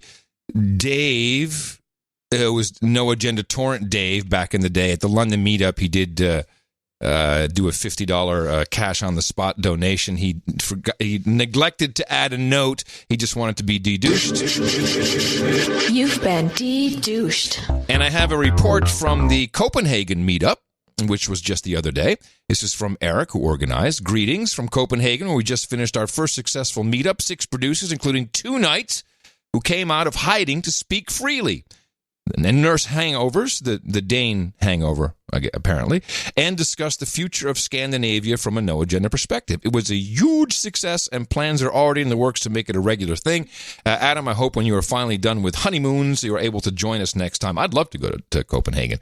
I would, too. I'll go. In honor of the Copenhagen Knights and our lengthy discussion of the number 33 and how much Adam really knows about its origin, I've made a donation, $66.66. We'll be thanking him later on, of course, as this is my first donation. Please de-douche me and kindly call out Pablo Ponting as a massive douchebag. Thanks to you and John for your hard work. Hope you are proud that it brings 6 strangers together halfway across the world. Yes, I think we are extremely proud of this. John? I'm actually stunned by it. I'm although I'm not surprised. And I'm specifically not surprised about the fact that people all get along, because the nature of the show is it does have a mindset that if people subscribe to it, they will be happier. They won't have an inflamed amygdala, yes. And they will get along with each other. Yes. And they always do. And I've never, yet to see anybody say otherwise. You wouldn't come to the thing if you weren't a normal person. And the fact that they're doing that they're already planning the next one means good news. Good news there. Yeah. Here's your de-douche. You've been de-douched. And I'll throw in a karma for you. There we go. You've got karma. So thank you. Thank you to our executive producers of episode 1147. You certainly picked up some slack, which is highly appreciated. For those of you who are interested in our value for value proposition, all you have to do is think about what the show was worth to you, what kind of value it provided, this episode, more than one episode, how many you've been listening to, and just send this to us. And you can do that very simply at Dvorak.org/NA. That's right. I'll be doing another show from the honeymoon on Thursday. Make sure you're there. Our formula is this. We go out, we hit people in the mouth.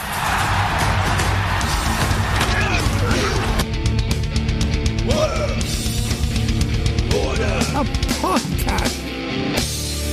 Shut up, slave. So I have a clip that confirms something I was brought up a couple of years ago. You were never, you were all in on this too. And This is Steve Pieczenik. Hey, what are you doing on my beat with my handler? Steve Pieczenik on North Korea tourism. For the most part, North Korea right now is a country waiting to be helped. And why do I say that? There are beaches there on the southeast of North Korea, and they want to open it up and make it a tourist attraction by October 2019. And Trump is the right person in the right place for the right time in order to make that type of deal with Kim Jong-un. Now, Kim Jong-un knows he has to open up North Korea. There are no more missiles he can fire. There's no more radiation that he can shoot out because it's really not a benefit to North Korea. He knows that tourism, primarily by the Chinese, last year I think about 100,000 Chinese came into the southeast part of North Korea on the beaches, was not enough. He wanted to open it up to the world, and the way he could do that was to establish a personal relationship, what we would call in Chinese guanxi, with President Trump. Because Trump, of course, knows how to develop resorts. He knows how to build hotels. And he correctly said, look, whatever happened in the CIA didn't occur under my auspices, but nevertheless, I have a very good relationship with Kim Jong-un. I believe that. And I believe that Kim Jong-un will, in fact, make a deal with Trump. My suspicion is it'll be around October of 2019. I could be wrong, but I hope I'm right. Oh, is that like an October surprise? I don't know. Yeah, of course it is. Possible. Right before the right wrong October. You want the October. Oh, you want 2020 October. Right. I'm sorry. I think it's also premature. I think it's not far enough along for that to happen this year, but okay. Now, for those of you who are relatively new to the program, my uncle, Don Gregg, Gregg, who's listed in Wikipedia if you want his background. Yes, he's on the wikis as a high-ranking. He's up in his late 80s now. I don't think he's actually stopped all work. But he was ambassador to South Korea after the Iran-Contra affair, where I believe he didn't protect his boss properly, so off he was to South Korea. But he had been to North Korea many, many times, and we were talking about what was happening at the time when you came up with the tourist destination, and he confirmed that. He said, absolutely. All they want is peace and a true end of the war. We only have an armistice. The war was never officially ended. And they would love nothing more than to be a tourist destination. In fact, it was after he tried to talk to the Obama administration, and they pretty much just threw him right out, and we're not interested in listening to you, that he said to me, sorry? Yeah, it was Greg that they didn't want to listen to. Yeah, he didn't want to listen to Uncle Don. He said, Adam, Dennis Rodman understands North Korea better than anybody in the entire administration. And I think this turns out to be true. That's true. Yeah, it seems true. Now, the one thing they're doing, though, is that you can tell that they're trying to line up. They have some mountainous areas where I guess they can create ski resorts. Skiing. And they've got the hotels up there and everything ready to go, even though they haven't really have any experience with lots of people, especially with a lot of grouchy German tourists, let's say, and Americans, the two worst tourists by most standards, although the Chinese are getting up there, and the beaches and all the rest. But the one thing that is never discussed is that giant pageant they have every year. North Korea has the largest soccer stadium in the world. I think it holds 120. If you look at large stadiums, the biggest one is a North Korean one, and I think it holds 120 or 140,000 people. It's huge. And they pack them in for this pageant that they have every year that is the most spectacular thing. You can see videos of it. Madeleine Albright saw it. She got to witness it. Well, there's tons of reporters who go. And a lot of reporters go. Yeah. But the thing about this thing is it holds so many people. They could do one for tourists, and I'm telling you, people would pay $1,000 a seat. Yeah, you could do it just like the Main Street Electrical Parade at Disneyland. You could do it two times a week easy. Well, I never thought about doing it more than once. Yeah, and listen, weekly and have grand marshals. Yeah. Like it's OJ. Very doable. I mean, it would build up to that because people are still skeptical about going to North Korea, but I'd go at the drop of a hat. And there is this spectacular display of coordination, and it's just an astonishing thing to see. There is yet again noises coming from Agent Orange, our Dutch military intelligence guy, that an opportunity may open up for the show to go to North Korea. But I don't think we should not go together. That's probably not a good idea. No, and it's going to be hard to broadcast from there. Well, because it would be part of some military thing, he says that he feels that may be possible, but I don't know. Now, if it's hard to broadcast live, then maybe it does make sense for us to go together. That would be the first and only time we ever do a show near each other. Yeah, I don't want to break tradition. Okay. Screw North Korea. I don't want to ruin the show. I want to go to North Korea, but I don't want to ruin the show. We'll get to North Korea one way or the other. What? I've told this, my Live Joe, so I said this once to him. Yeah. I'd love to go to North Korea. What? Why would you go to see that murderous North Korea? Why would you do this? And these are liberals. These are guys who used to write for New York Times and teach, professors. Liberals. Professors. Liberals. So that's that. Yeah. So I've been watching the action on the tanker attack. Yeah, I got a couple clips on this. Well, I have a couple of clips too, and then I have a clip that actually makes sense. Okay. Most of the clips are just hysterical, not interesting. Why? I don't know what we should do here. I have a BBC backgrounder since I'm over here. I thought it might be interesting to get there. Use the BBC, then I'll play mine. Then I have the kicker clip is is the from RT, which has a different perspective. So once again, we have to go outside of United States broadcasting to get anything of any use. Pretty much. All right, here's the BBC. Well, the Iranians are saying it wasn't us, but the Americans are saying, yes, it was. They're blaming Iran for a suspected attack on 2 oil tankers in the Gulf of Oman. One is reported to have been hit by a torpedo. We know that crew had to be rescued from both. And we have this video that's been released by the Iranian Navy, which shows the Norwegian ship, the Front Altair. It's carrying 75,000 tons of a particular type of crude oil, and we know the crew reported 3 explosions. And here's the Iranian foreign minister saying reported attacks on Japan-related tankers occurred when Prime Minister Shinzo Abe was meeting the Ayatollah Khomeini for extensive talks. He says suspicious doesn't begin to describe what likely transpired this morning. Now, to explain, one of the ships certainly is Japanese-owned. The other, though, is owned by Norway, so I'm not sure why he's suggesting both are related to Japan. Either way, Iran has many suspicions, but so do the Americans. Here's Mike Pompeo. It is the assessment of the United States government that the Islamic Republic of Iran is responsible for the attacks that occurred in the Gulf of Oman today. This assessment is based on intelligence, the weapons used, the level of expertise needed to execute the operation, and a whole bunch of New World Order bullshit. Recent similar Iranian attacks on shipping, and the fact that no proxy group operating in the area has the resources and proficiency to act with such a high degree of sophistication. Help us understand what the Iranians are saying think happened here.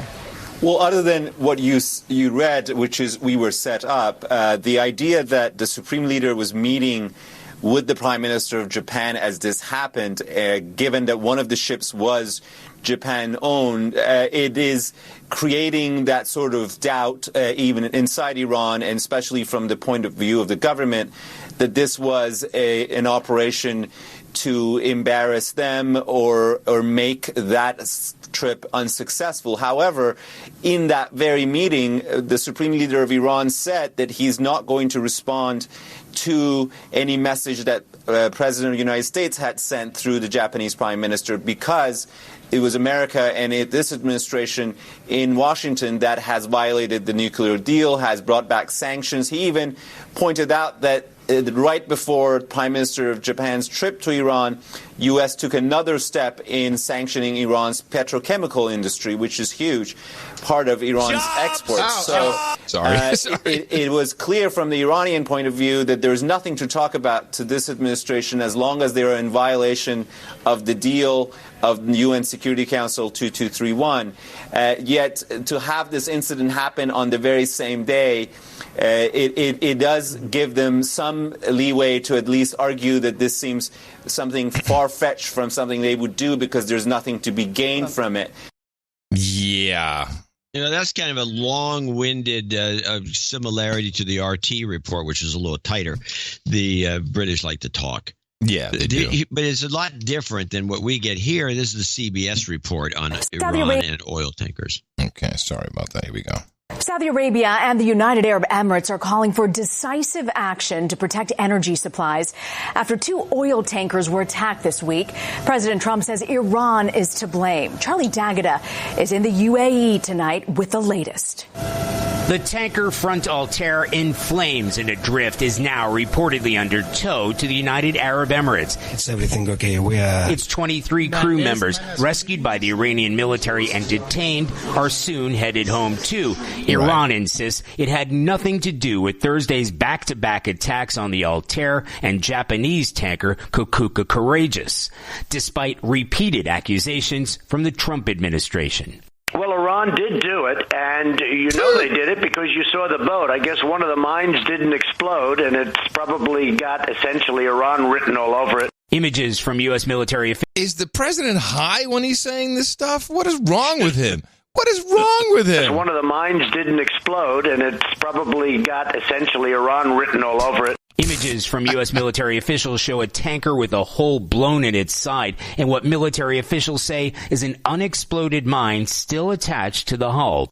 Later, the U.S. military released this grainy video footage showing what appeared to be Iranian forces removing the mine and making off with it. Oh, I love the grainy footage. We can see a matchstick from space, but grainy footage. Germany's foreign minister cast doubt on the evidence, and even the UAE has stopped short of directly naming Iran. This has only been possible by state-sponsored attacks. Now, investigators here will be able to take a closer look at one of the crime scenes as the Kukuka Courageous arrives here just offshore in the coming hours and its contents safely transferred to another ship. I would like to remind us of United States presidents and these types of operations, certainly when the neocons were re-flourishing under the Obama administration in 2012. This is Patrick Clausen of the Washington Institute for Near East Studies, which is a neocon, a-hole, blow-the-world-up think tank. Listen to what this guy was saying. I frankly think that crisis initiation is really tough. And it's very hard for me to see how the United States president can get us to war with Iran. Which leads me to conclude that if, in fact, compromise is not coming, that the traditional way of America gets to war is what would be best for U.S. interests. Some people might think that Mr. Roosevelt wanted to get us into World War II, as David mentioned. You may recall we had to wait for Pearl Harbor. Some people might think Mr. Wilson wanted to get us into World War I. You may recall he had to wait for the Lusitania episode. Some people might think that Mr. Johnson wanted to send troops to Vietnam. You may recall we had to wait for the Gulf of Tonkin episode. We didn't go to war with Spain until the until the Maine exploded. And may I point out that Mr. Lincoln did not feel he could call out the Federal Army until Fort Sumter was attacked, which is why he ordered the commander at Fort Sumter to do exactly that thing which the South Carolinians had said would cause an attack. So if, in fact, the Iranians aren't going to compromise, it would be best if somebody else started the war. One can combine other means of pressure with sanctions. I mentioned that explosion on August 17th. We could step up the pressure. I mean, look, people, Iranian submarines periodically go down. Someday one of them might not come up. Who would know why? We can do a variety of things if we wish to increase the pressure. I'm not advocating that. But I'm just suggesting that this is not a either-or proposition. It's just sanctions has to succeed or other things. We are in the game of using covert means against the Iranians. We could get nastier at that. So the two things I thought interesting about this clip from 2012 is, one, the mention of Iranian submarines that could go down and not come up. And notice how he just skipped over 9/11. Every false flag known to man, even some that are disputed in the lexicon. There's that 9/11 thing. Let's not talk about that. Just skip over that. But that's the thinking. That is recent. It took 25 years before the Gulf of Tonkin thing, even though everyone knew it was a fake, got into the news media. The news media, they dropped the ball for 25 years. Yeah. Maybe longer. Well, we only have a couple more then until 9/11 can be uncovered for real. Well, it's got a lot more to go. So let's hear what RT has to say, which is, again, very similar to the BBC report with a little more, a little.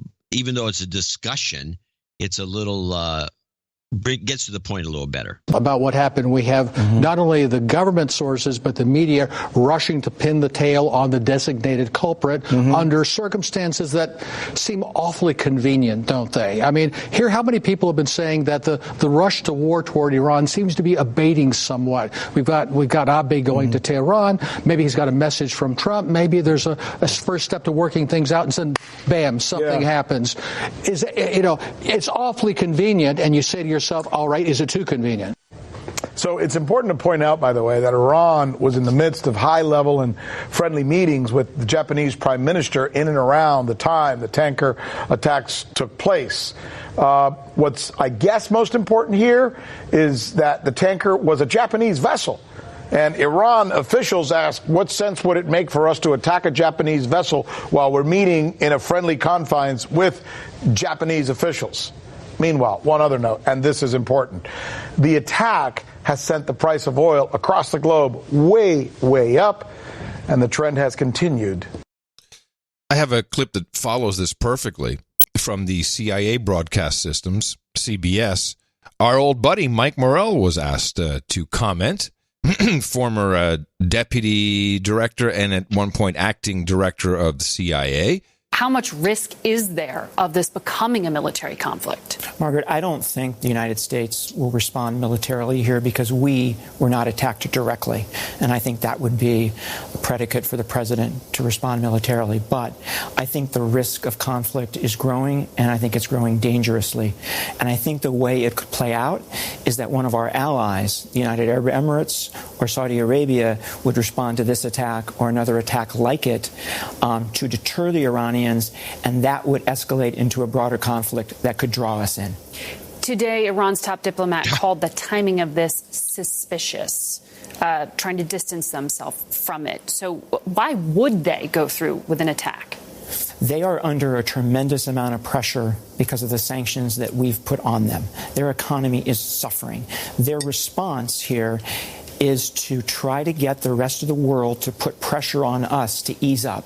And they want to do that by raising oil prices and creating an atmosphere of a risk of war. I think it ultimately backfires on them, Margaret, and they end up more isolated. This is this guy, he's not the guy you want to be doing this stuff with. He's not a good actor. Nope. And he doesn't make a lot of sense. What he said made zero sense. It doesn't. He just yaks and yaks and yaks. He didn't say right. What is that thing he always says? Right. Yeah, he usually said right. Maybe he's off of that. Maybe he fixed that. Well, maybe someone finally said, "Bro, stop that." Right, bro. Stop saying right after every right all the time. We do have an example of him doing that. Probably he is not pulling this off very well. The whole thing makes no sense. I think if he would have stuck, the other thing is if you're going to make these kinds of, COINTEL points, you want to do it with just finding one good point. And the point was kind of made with the RT report, and Morrell made it, but he didn't make it strongly enough, which is, well, it's obvious that the Iranians are trying to, they're hurting for money. They make most of their money still by selling oil under the table at a discounted rate. Right. So let's jack up the price of oil by sending a few missiles at these tankers. It'll jack up the price of oil. We'll get out of debt. It's just a money grab. If you just go with that, I think you've solved it. That makes sense.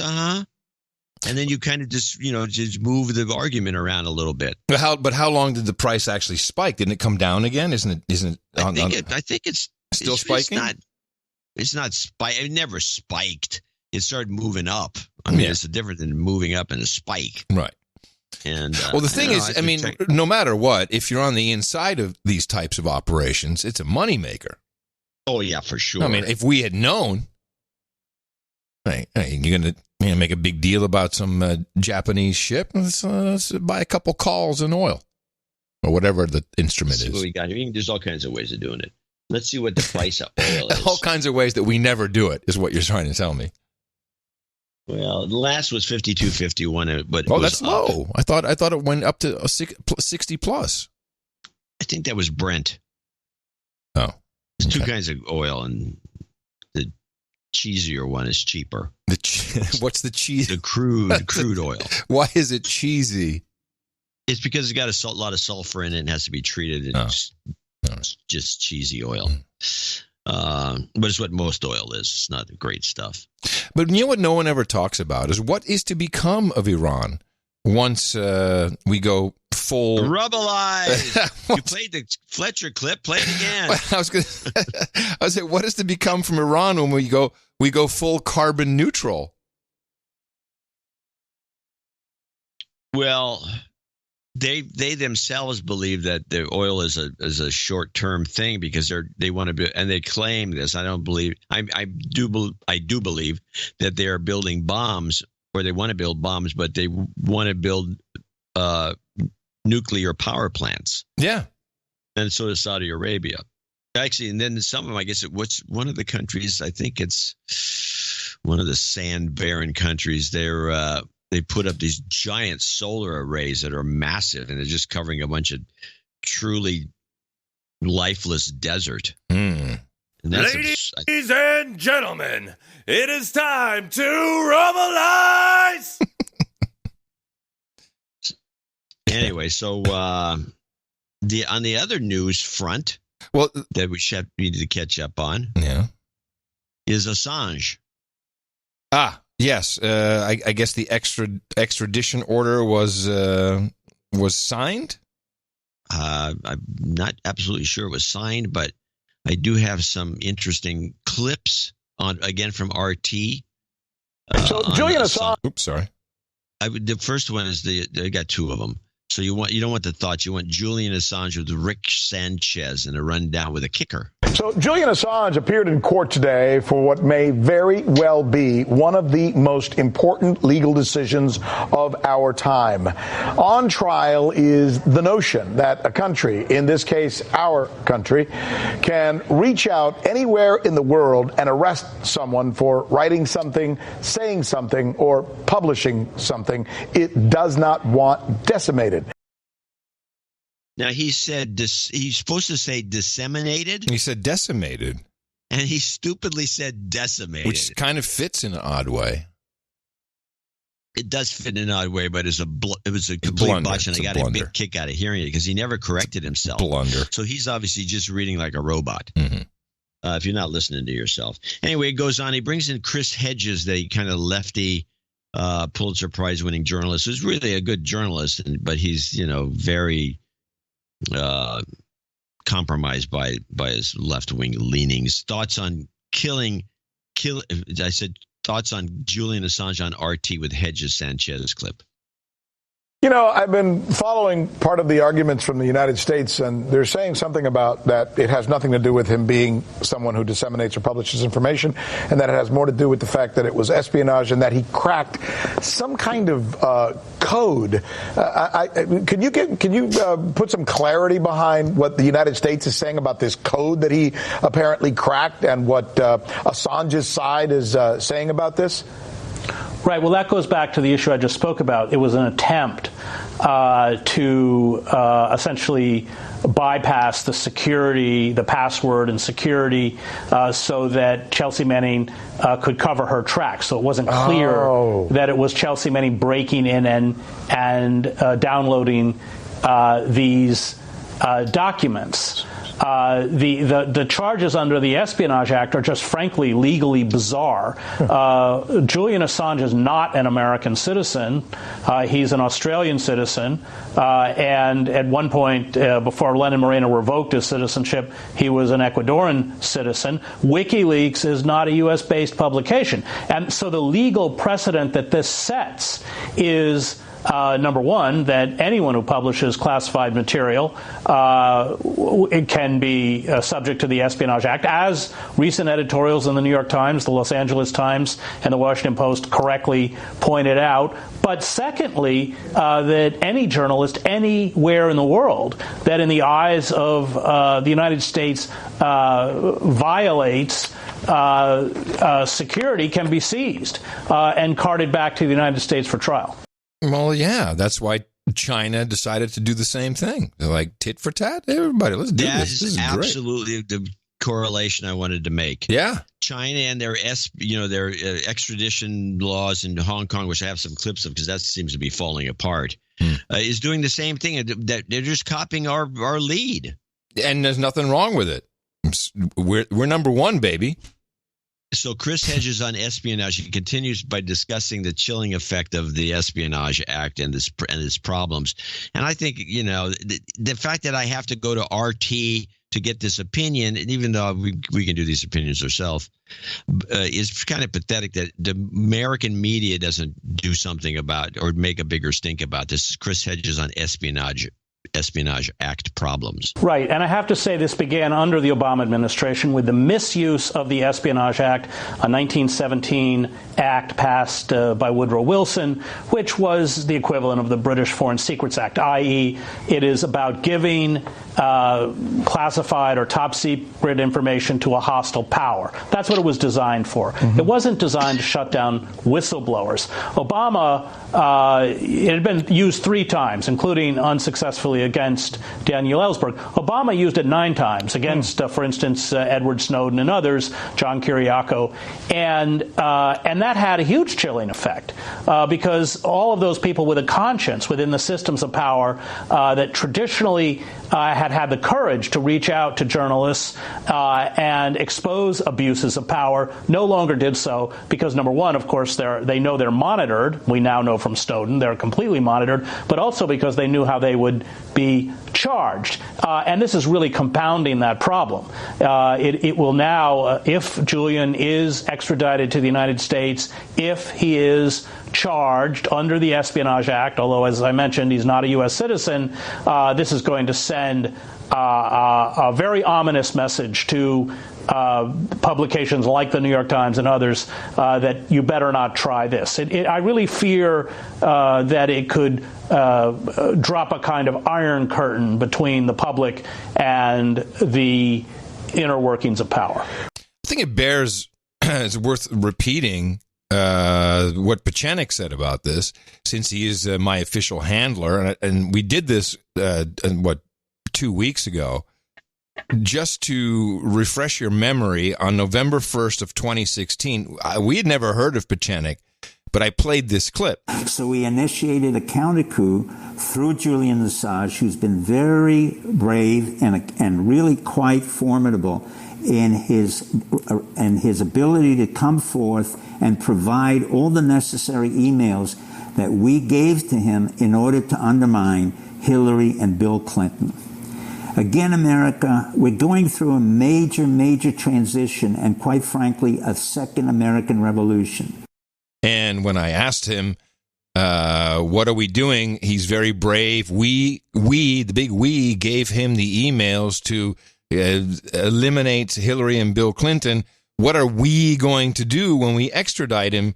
And the answer that came back was the extradition is he will go to a military court where he will be sent home and set free under, quote, special circumstances which the military does not have to disclose. And I'm going to take his word for it. Yeah, that happening is not going to change the fact that this still will have a chilling effect on the media. Agreed. Bringing the guy back and making a fuss about him, and then saying this is going to happen to you too if you do anything like this, it still works. And the fact that Obama did this used this Espionage Act 9 times. This act is completely a dead letter law. It shouldn't even be on the books, including the one he mentioned, the one guy, the Kiriak. I can never pronounce his name. The guy was an NSA whistleblower. Kiriakou.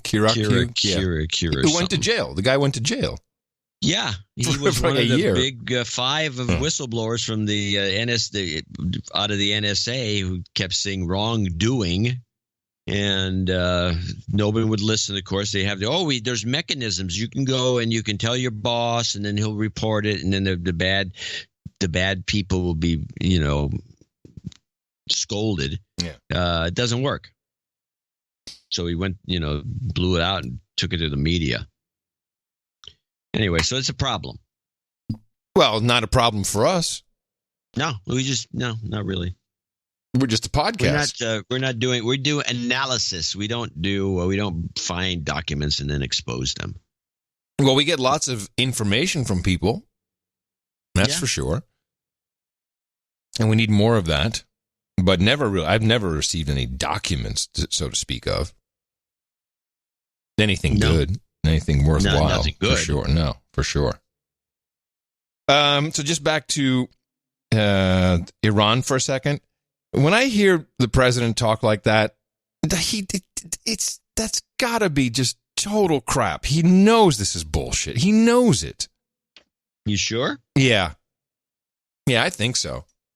You still got Bolton working in there. Which is the disappointing part. Because that guy's trigger happy and dangerous with Pompeo. I put Pompeo there too. Oh, yeah, both of them. But as a negotiation, because he does talk about, I'm ready to negotiate with them. We'll talk anytime they want to talk. That seems to be kind of the way he does it. But what really happened if this was if they try to do a Gulf of Tonkin or Lusitania or any of these, which interestingly, a lot of these quote unquote false flags involved ships. What the hell kind of lame op was this?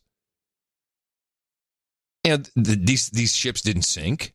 They didn't explode in a ball of fire. You know, they've been tugged back to wherever. You know, they didn't sink. It's something we have to think about. A torpedo? Seriously? Torpedo? A torpedo strike? That torpedo, everyone's pulled back on the torpedo. Oh, okay. And good. now they're like little missiles or something coming and hitting the sides of the boat. The torpedo theory was debunked, I think, because somebody was on the deck and saw the missiles coming in. Missiles? Yeah. Yeah. If you look at the ship, they had the two dents in the side. Yeah. Those are for missiles. Somebody shot some low-grade missile and bounced along the water just above the water line and hit the boat. Seems more like a starter pistol. Missiles. Remember those missiles? The French had these missiles that were used to sink some boats during the Falkland Islands Wars. I don't recall. Yeah, I can't remember the name. So someone in the chat room will remember the name of these anti-ship missiles. I think French missiles. I think the exact quote was, quote, flying objects. Well, not quite the same as a missile. Yeah, it is. Yeah, it can be. If I throw a rock at somebody, it's a missile. That's also a flying. Okay, all right then. Good, I got you. You get my point, though. This thing is lame. Yeah, but what kind of flying object would it be? A couple seagulls with bombs attached? I mean, I just don't understand. Well, let's look at it from a different perspective, and I'll give you a reason to fire Bolton and Pompeo. This fail, outright fail. Venezuela. If it was designed to do nothing more than raise the price of oil, it didn't. Okay, that was what we came up with on the last show. But the president's, oh yes, this was an attack. These guys are failing left and right. Venezuela. What happened in Venezuela? Did that just end? Everything's hunky dory. Don't hear about it anymore. Did we take over? Are we running the place? Is Guaido? So you're saying, I see where you're headed. Yeah. You're headed with the whole thing so incompetent. Completely fire him. End up fire these boneheads. Yeah, they can't even sink a ship. I'm going to show my support by donating to No Agenda. Imagine all the people who could do that. Oh yeah, that'd be fab. Yeah, on No Agenda in the morning. Well, we do have a few people to thank for show 1147, and we do have some call-outs for some dads, very few. Yes, One of them is right off the top here, which is Sir John the Brewer, came in with $194.70 from St. Louis, Mississippi. And his father, Jack, was born in 1947. He doesn't listen to the show, but well wishes anyway. Need to update my night monikers. I'm no longer brewing. Sir John the Brewer is now Sir Rocket Man, Baron of the Bay. Oh, let me just make sure he's on the title change list. Yeah. Well, he's no longer brewing? No, he's Rocket Man. What the heck? Well, it could be good for us. Maybe we get some insight. We used to get beer from him. Now we're going to get rockets? I don't know. We'll get some rocket info for sure. No, maybe. Now, as I read these, you look over and see if there's any dads that call out. I think there is in a couple instances, very few. Well, since it's a pretty short list, I do want to read a few of these. Peter White, who is the Jubu. Now, we met the Jubu at the London meetup, and he's a Jewish Buddhist, which is why he's called the Jubu. And his $108, he says, is a very sacred, powerful donation.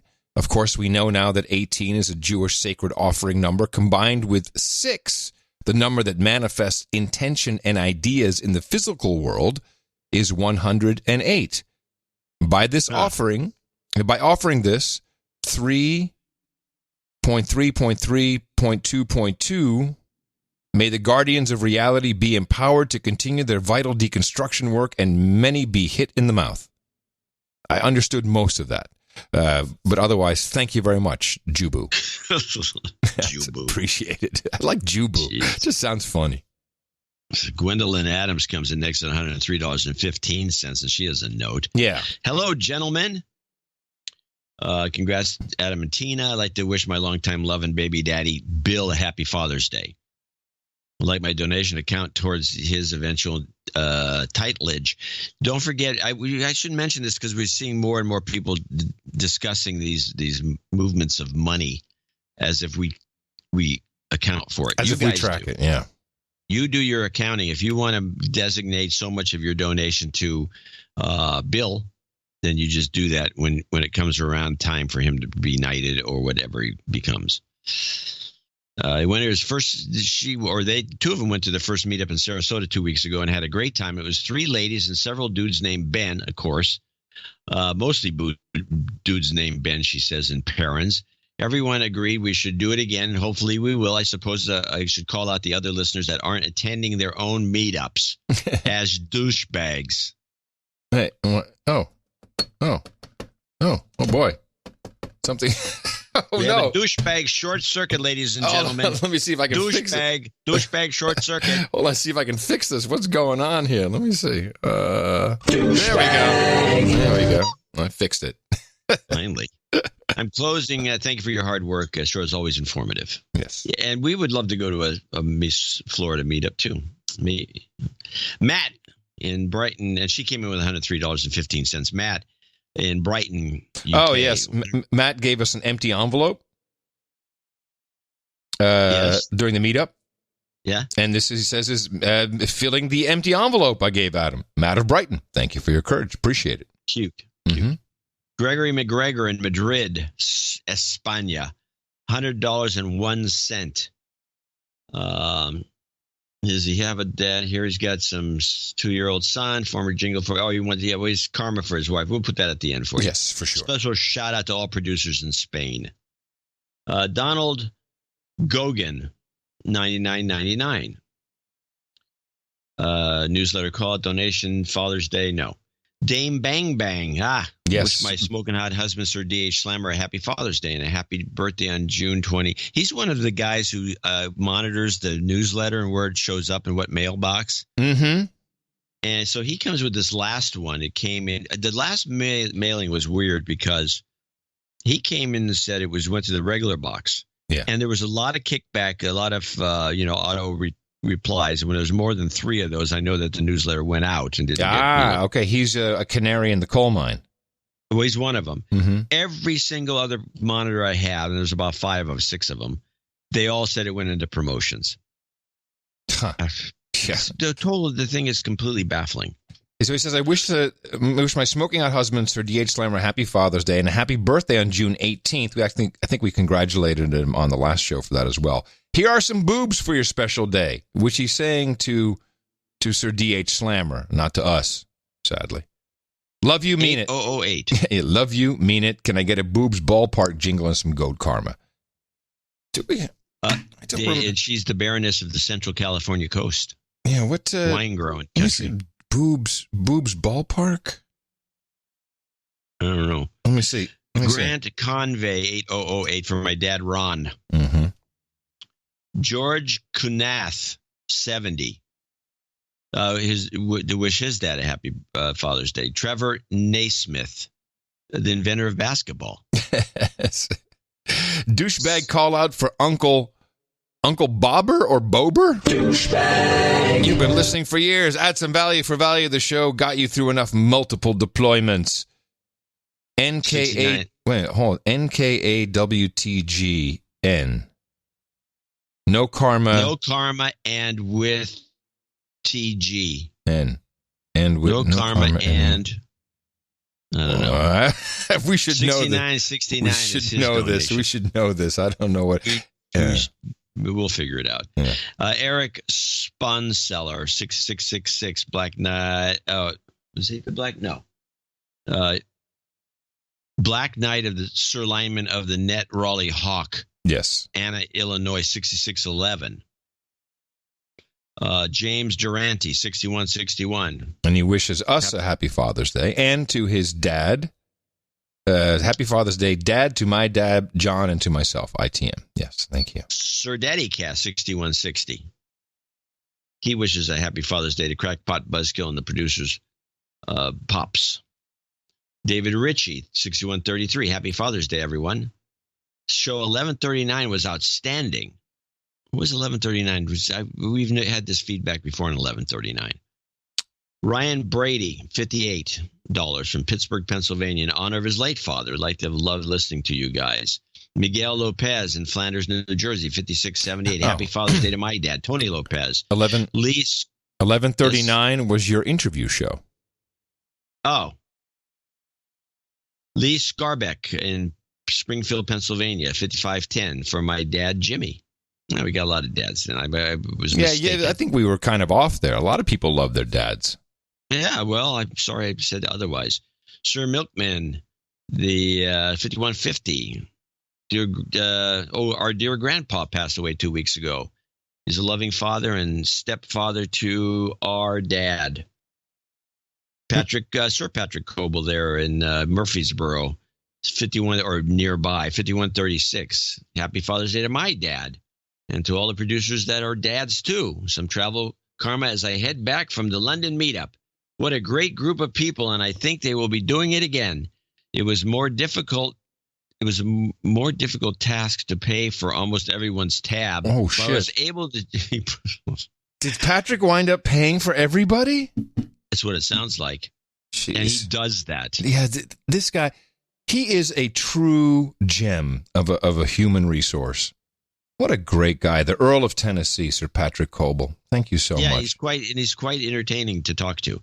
I was able to treat a lot of people with drinks, which was fun. Thank you both for everything you do for this community. After going to now 4 different meetups, Nashville, Sacramento, Train Museum, Des Moines, and London, it is clear you are all building a community of similar thinking people that may not all agree, but can deconstruct news and have different opinions without getting upset. That's correct. Matthew Smith, $51 in the UK. Sir Jackson in Levelland, Texas, 50-50. I'd like to do a Father's Day call-out for my dad, Dan Butler, my grandpa, Harold Corder, and my father-in-law, Santos. Karma for all the fathers out there. We'll put that at the end. John Camp in Antlers, Oklahoma, 50. The following people are $50 donors, name and location if possible. Sir Jackson was in Levelland, Texas. John Camp was in Antlers, Oklahoma. Serena, I'm thinking. Cantania, 50, parts unknown. Dame Beth. Dame Karen Selsor. To Sir Bradley Selsor, best dad in the universe from Dame Karen. John Holler in Missoula, Montana. Keith Yarborough in Austin, Texas. Pate Snakes in Amsterdam. Sir Pate. Sir Chris Lewinsky, for that matter, in Sherwood, Alberta. Once the richest place in Canada. And last but not least, Oliver Reich in South San Francisco, California, who should come to one of our meetups when we do them around here. Let's see what else we have here. We have a Father's Day call from Melissa to best dads. The best dads I know, my smoking hot best boyfriend, Mark Stewart.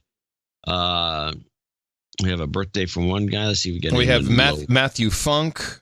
I think he's saying Happy Father's Day to Bob Funk in Bakersfield. Yep. Lisa Stelter, Happy Father's Day to Paul from Lisa, Amelia, and Sammy, and our soon-to-be new human resource, Olivia.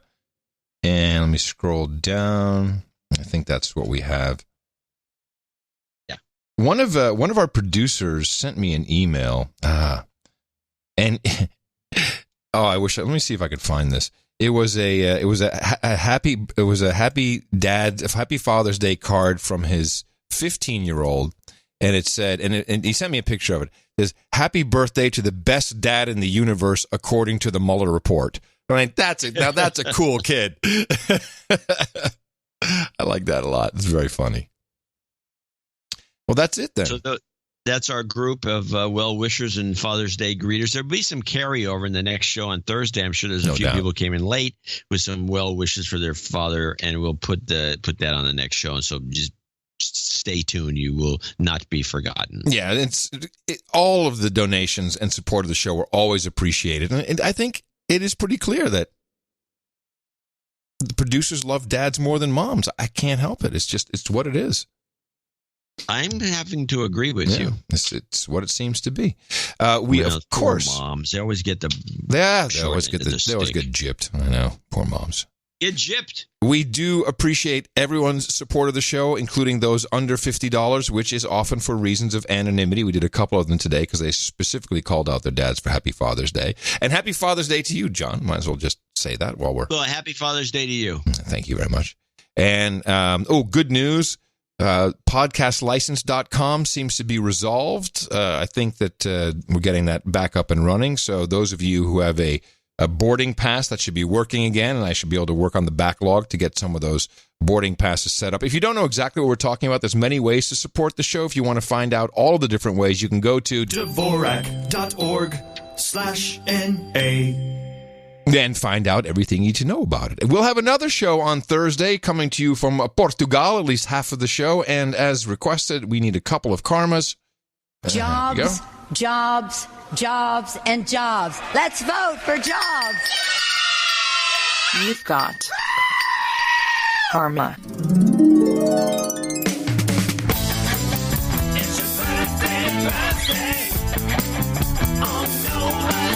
Yeah, we really only have two. Today is the 16th of June, 2019. Joao Alves turns 33 tomorrow, the magic number. And we might as well say happy birthday again to Sir D.H. Slammer, who will be celebrating on the 18th of June. Happy birthday from us and everybody here at the best podcast in the universe. Come gather round, douchebag, producer and slave, as we all thank your brothers and sisters who gave, and some of them nights, some of them days, for the titles are a-changing. Two title changes on deck today, and that is often because of the upgrade in status, with another $1,000 supported the show. Sir John the Brewer now becomes Sir Rocket Man, Baron of the Bay. Congratulations. As Sir Dave becomes Viscount of America's Heartland and Saudi Arabia. And thank you also for your support. Quick list of look at our meetups. Now, this just came in. I don't think it's listed yet on noagendameetup.com. By the way, is it just me, or are we missing a place on noagendameetups.com to add a report and photos of how it went? Seems like that's something that belongs there, don't you think? Should be able to upload. Be a bad idea. Yeah, I'll upload the picture. Yeah, then we'll ask Mimi if she can talk to the team over at noagendameetups.com. So June 28th, that'll be next. What is it? Next week, Salem, Oregon. That's Friday the 28th. Local 33 South will be hosting a meeting, so that should be on noagendameetups.com. Today, hopefully. Then also July 4th, Seattle, Washington. July 9th, Knoxville, Tennessee. The 13th, Atlanta, Georgia. And 2 on July 20th, Southwest London, into effect again. Also Buffalo, New York. Find out all of the meetups in your area, or start one yourself by going to noagendameetups.com. And thank you all for your courage in supporting the program. PC Magazine hates us. Well, there was they've never put us on their top podcast list. Now, my advice to people. Let me just explain what we're talking about, because no one understands it. They have the best podcasts for 2019. Podcasts offer you a great way to pass the time, whether you're commuting, working, or relaxing. Check out our staff's 64 favorite podcasts in 8 categories. And we're not listed anywhere. No, of course not. Now, I would, if you notice, the author of that article leaves his email address there. And all the email addresses for everybody at PC Magazine is the same as first name underline last name. Ben Moore. At PCMag.com. Ben Moore. Yes, Ben Moore. Ben Moore or something. Yeah, he's a kid. Yeah. Looks like he's a young millennial. Probably never heard of us ever. And, I just write him a note saying, hey, you should maybe write him maybe a couple notes. Well, they actually say, it actually says right here in the article, it says, our collection is just a small sampling of podcasts, though there are certainly many more quality ones out there. If your favorite is not on the list, let us know in the comments. Yeah, well, you should do that too. And send them an email. I guarantee that they will ignore the comments. There's one comment. Nobody reads this magazine anymore. Sorry. There's one comment from Kevlar editor. The No Agenda Show should be on this list. There you go. That's the No Agenda Nation. Yeah, thank you, guys. Yeah. We get no respect. Well, yeah. Well, it's mostly, the problem is that these podcast, bullcrap podcasts, the ones that are largely repurposed NPR shows, is not a podcast. Yeah. Michael Savage is actually doing a podcast. Oh, boy. He's been kind of kicked off the air for some reason. It started with WABC in New York. He got kicked off by Ben Shapiro. Shapiro, has taken over. Shapiro's a neocon, pretty much, a Trump-hating neocon who just puts up with Trump so he doesn't get hate mail. And it's really, seriously, that's the only reason he does it. And if you remember, he's the one who did the setup with the Lewinsky. They got Lewinsky fired where that girl was manhandled by Lewandowski or whatever. Lewandowski's his name. Yes. Yeah. Oh, you're hurting me. And then you watch the video and you can see nothing came of it. It was bull crap. And then, she tweeted a picture of her wrist was bruised. Yeah, and then makeup will do that. By the way, good makeup. You know how you use makeup. You can make anything look bruised. So she got a picture, and so Shapiro got all bent out of shape, and because Breitbart knew this was a scam or bull crap, and so he got bent out of shape and said, "Oh my God, I'm quitting Breitbart. We're going to start our own magazine." And it was obviously in the works, the Daily Caller. Ah, yes. He went over there, and that's where he created his podcast, which became a radio show. And I'm not going to say he's not a decent broadcaster. I mean, he's not the best I've ever heard, but he's professional enough that he can do it. Mm-hmm. And but he's still a Trump, and he was a Trump hater all along. And now he relents. He relents because what's his choice? He's got no other choice. He's got to fall in line with one of these Democrats or no good. So, but he's a neocon of sorts. And I don't trust him. The Keeper used to listen to him a lot, and she actually kind of got turned off by his transitions to ads. She said it's so jarring. It's so jarring. Professionalism lacks. Yeah, he cannot move into. He can't even seg. I mean, his segues are so dorky, and then it's before you know it, like, what is this? It's just yelling at you with an ad. Yeah, apparently, I think she stopped listening because of that. Because of the odd, just jarring. She said jarring. It is jarring. He's not good at that, and that's a certain skill that he doesn't have. But he clearly has an audience of hot chicks. Hello. Maybe. No, I'm pretty sure. For some reason, some women consider him to be a handsome, fast talker. There you go. Quick on the draw. He's definitely a guy you wouldn't want to get into an argument with because he is a quick-witted, very quick.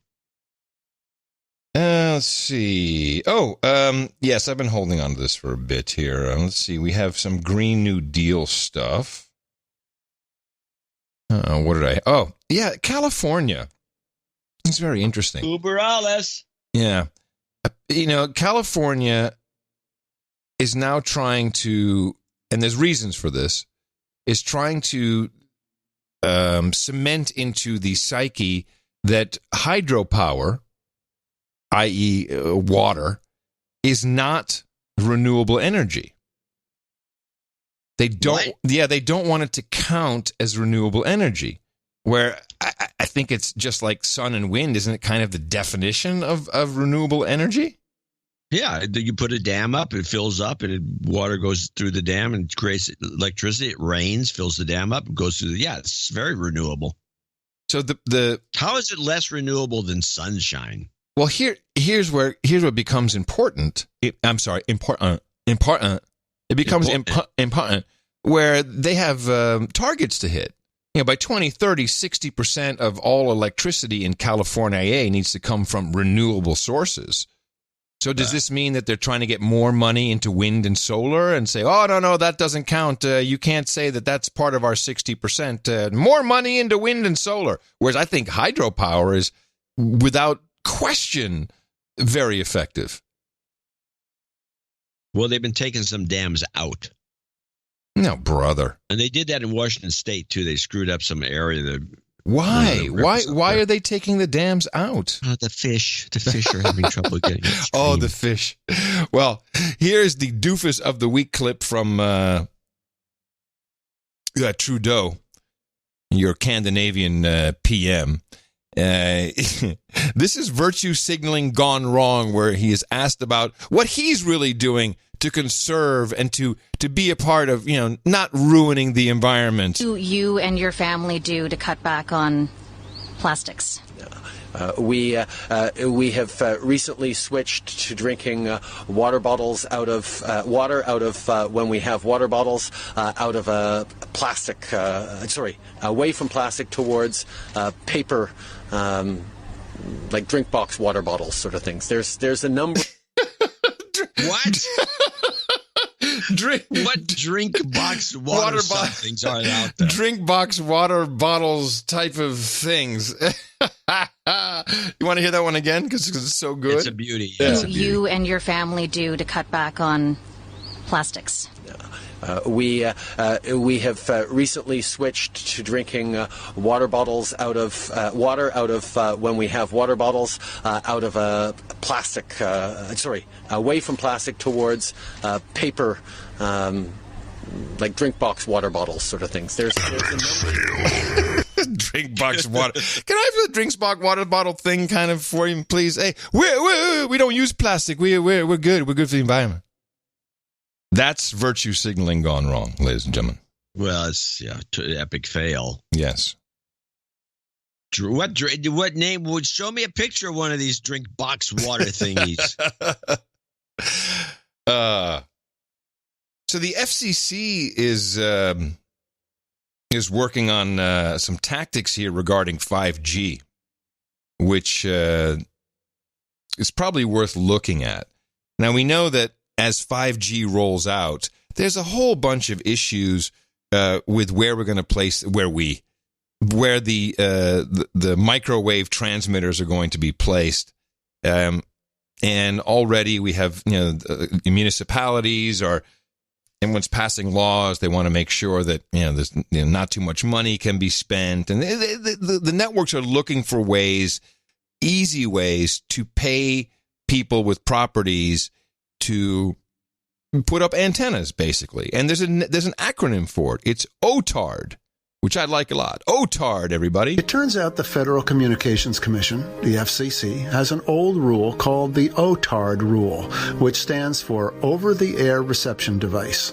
The rule was adopted as part of the 1996 Telecommunications Act, and it prohibits any local authority or private landlord from restricting the right of homeowners or tenants to install a satellite dish or other antenna to receive video signals. Back in 2002, in response to the fast-growing internet, the FCC changed the wording of this rule to include transmitting antennas as well as receiving antennas. But even then, the antenna had to be primarily for use by the tenant or homeowner. The OTARD rule has never applied to transmitting antennas intended to send signals to other people in the neighborhood until now. Ooh. The FCC has quietly proposed a change in the OTARD rule that would cover what they call hubs. This would allow any homeowner to have a 5G wireless antenna installed on his property and, according to the FCC, empower consumers to help bring competitive wireless broadband to their communities by hosting hub sites. Hell yeah. Since the antennas will be on private property, there will be no hearing, no notice, no opportunity to object. You might not even know about it, unless, of course, you had a meter to measure the radiation. So this is concerning that your neighbor can now put one, when the rule changes, your neighbor could put up a hub and be beaming. Stop the rule. Sorry? Stop the rule. Yeah, but they're all for the rule. It's a dumb rule. Now, let's start. This is now, I'm very irked about this, by the way. I thought I'm glad you are. So so I have one of these 5G repeaters in my roof for the beam down on my neighbors, let's say. Yes. To fry them. Get paid?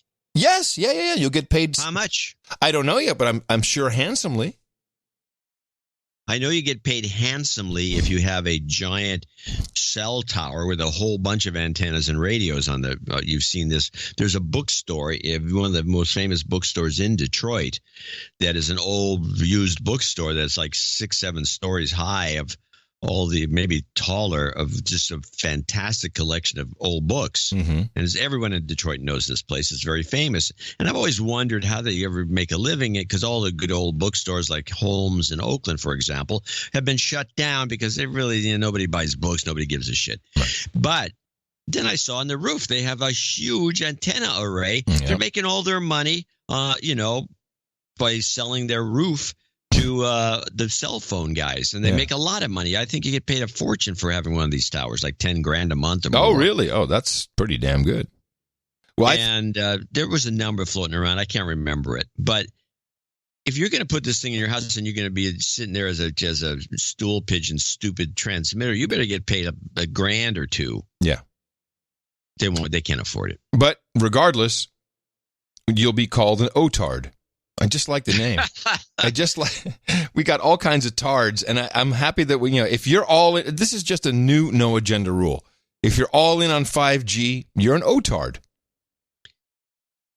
I advise people, I have one of these, getting some of these signal processing, handheld devices. You should have two of them. You should have one that does radio frequency, and it can sense all these frequencies around, so you can see if you got what's going on. A spectrum analyzer? What do you have? Yes, exactly. Which which one? Little handheld. I want to know what you have, so we can offer these. I have to go. I've kind of lost it in the house, but it's around. It's under. Don't worry, it's under some recipes somewhere. It's around. The other one is everyone should. I was looking at this because I was watching some guy floating around in one of his YouTube videos with this little Geiger counter, and he had the brand. He showed the Geiger counter, and I looked up the brand. I said, "This Geiger counter costs $1,000. It's a little expensive." I started looking into Amazon for Geiger counters, and there's some pretty cheap Geiger counters you can get that are apparently quite good. But what does it respond to? It responds to plutonium or uranium or any radiation. I have one of those old school World War II yellow ones. Yeah, those are great. Does it have the probe or not? I like the ones that have a little probe. It does have a probe. Oh, well, that probably still works because it's a Geiger tube, which is what the probe is. But you can buy these little Geiger tubes, and you can put one on your phone, and it works with I think Apple has some software, so you can put the Geiger tube on your Apple phone, and then you can turn it on and run the software. Oh, but you should have one of these. We should sell radiation sneaking around. What? OTARD detectors. Well, this wouldn't be for OTARDs. That's the other thing. You need the RF frequency analyzer for that. Oh, okay. But there's the devices. Everyone should have a couple of these. You should have two of these devices. You should have an RF frequency analyzer, and you should have a handheld Geiger counter. And you should just check stuff. You don't know. Everybody needs one. Listen up, people. You need one of these. Frequency analyzer, spectrum analyzer, and a Geiger counter. Geiger counter. How can you live without it? We should be selling iodine. Just a thought. Well, I don't know about that. I'm not getting that far off the topic. Right. Well, let's take a look. Here's a couple of dumb stories. Oh, no, let's go back to politics. So this is a classic, and this is two people presenting the story. This is just killing me. Kellyanne Conway and the Hatch Act. I got two clips. Let's start with the PBS version. Okay. The White House today dismissed a call to fire presidential aide Kellyanne Conway. The U.S. Office of Special Counsel, unrelated to Special Counsel Robert Mueller's office, said that Conway repeatedly violated the Hatch Act, a law that limits political activity by government employees. The independent agency cited Conway's criticism of Democratic presidential candidates. It also quoted her as saying, "If you're trying to silence me through the Hatch Act, it's not going to work." The White House condemned the finding as deeply flawed. So the Hatch Act was designed to keep people, their president, from taking everybody in the White House and having them do phone calls to get money. I mean, that's pretty much what the thing was designed for. Kellyanne goes out and she says, yeah, this guy's an idiot. Oh, that's political. That's political. She says it's not really political. It's a comment, and it's probably accurate. But let's hear it, because democracy now takes it to the next level, and they really slam her. A federal watchdog recommended Thursday Kellyanne Conway be removed from her post as White House counselor for violating the Hatch Act, a law barring federal employees from engaging in political activity as part of their official duties.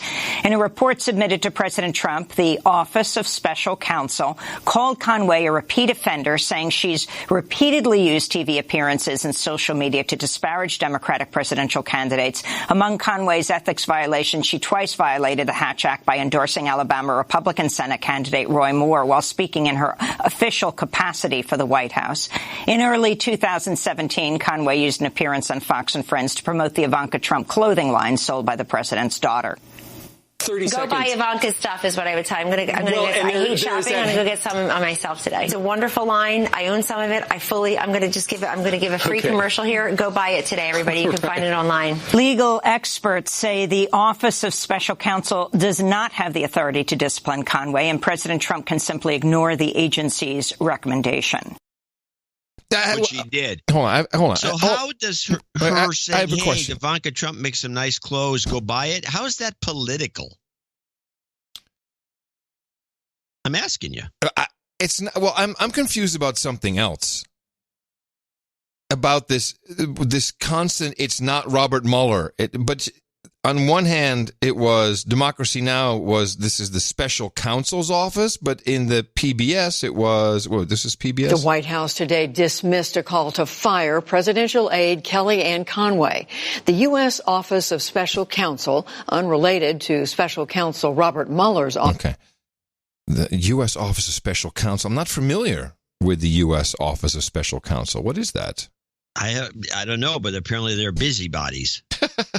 They have no power, and they make all these edicts. And why don't they do it with all the press? I mean, it's like, this is bull crap. I mean, it's the worst kind of bull crap. They're just grasping at straws. They're doing the same thing with this clip here. This is, unfortunately, I wrote it Trump as REU.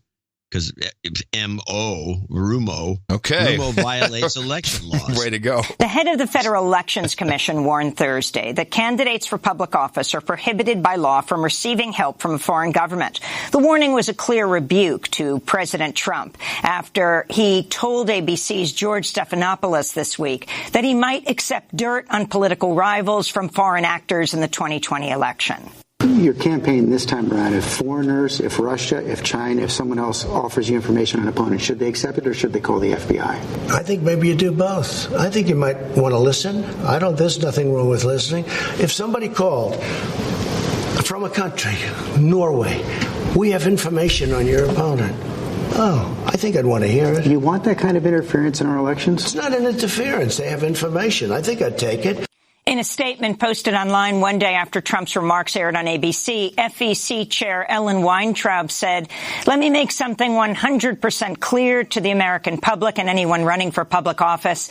It is illegal for any person to solicit, accept, or receive anything of value from a foreign national in connection with the U.S. election. This is not a novel concept," she wrote. All right. I really want to know what Norway knows, because these things don't come out of just nowhere.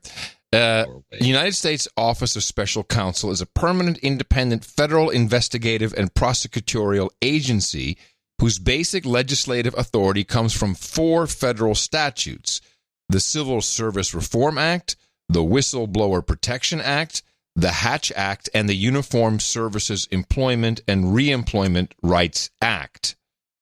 OSC's primary mission is the safeguarding of the merit system in federal employment by protecting employees and applicants from prohibited personnel practices. So they should have actually gone to Kellyanne Conway and said, hey, you should not be doing this. Instead, they go to the media, I guess is what I'm seeing. Well, if you reread what you just read, which is the prosecutorial aspect of it, why don't they indict her? Why don't they prosecute her? Yes, if they're prosecutorial, which is what it said, that what you read. Yes. Well, this is Wikipedia, so who knows? Well, it could be wrong, but generally speaking, with this sort of thing, they're not wrong. So if that's the case, why? And because everyone disclaims this, well, he doesn't have to do anything. He doesn't have to do anything. Well, why don't they do it? Well, hold on. There's some exemptions here. The Hatch Act of 1939, officially an act to prevent pernicious political activities, is a United States federal law whose main provision prohibits employees in the executive branch of the federal government, except the president, vice president, and certain designated high-level officials, from engaging in some forms of political activity. So let's take a look at who these high-level officials could be. So what are the exemptions? Well, they wouldn't have made a fuss if Kellyanne was an exemption. So the exemption has to be the vice president for sure. No, it says vice president and certain designated high-level officials. Has anyone been prosecuted under this? No, this is a bull crap operation. This is a drinking club. There's a bunch of these little government agencies that do nothing more. Well, they got. Hey, we haven't done a report in 5 years. What are we going to do? So these employees who fall under the Hatch Act may not use official authority or influence to interfere with an election. Jeez, that's pretty broad. So what's that to do with Ivanka Trump's dresses? Solicit or discourage political activity of anyone with business before their agency. Solicit or receive political contributions. Oh, there it is, because she received some clothing. Be candidates for public office in partisan elections. Engage in political activities while on duty in government office, wearing an official uniform, using a government vehicle. Yeah, this is bull crap. It's total bull You know what it is? crap. It's misogynist is what it is. Well, in this case, yes, I agree. Completely misogynist. So, unfortunately, Sarah Sanders is quitting. I do have a clip to announce that. Separately, Sanders President quits. Trump announced that White House Press Secretary Sarah Huckabee Sanders is leaving at the end of the month.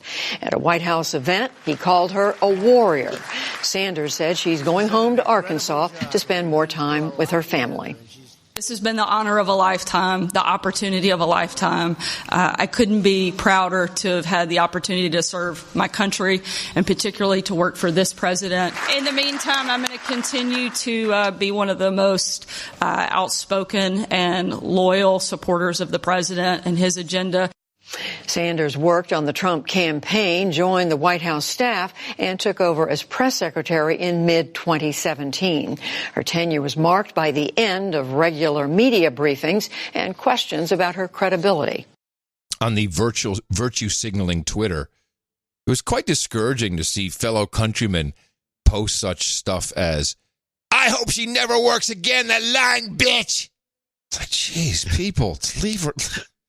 It's really, yeah. I got to wonder how many people there are like that. It's a cesspool, that's for sure. I have one here about the president. You and I, we know we disagree about that, but we have a whole day ahead to go on this. Before we go, one of the things you have as president is the access to all the information in the world, all the mysteries out there. And I was just struck in the last couple of weeks, we're reading more and more reports of Navy pilots seeing lots and lots of UFOs. Have you been briefed on that? What do you make of it? I have. I think it's probably...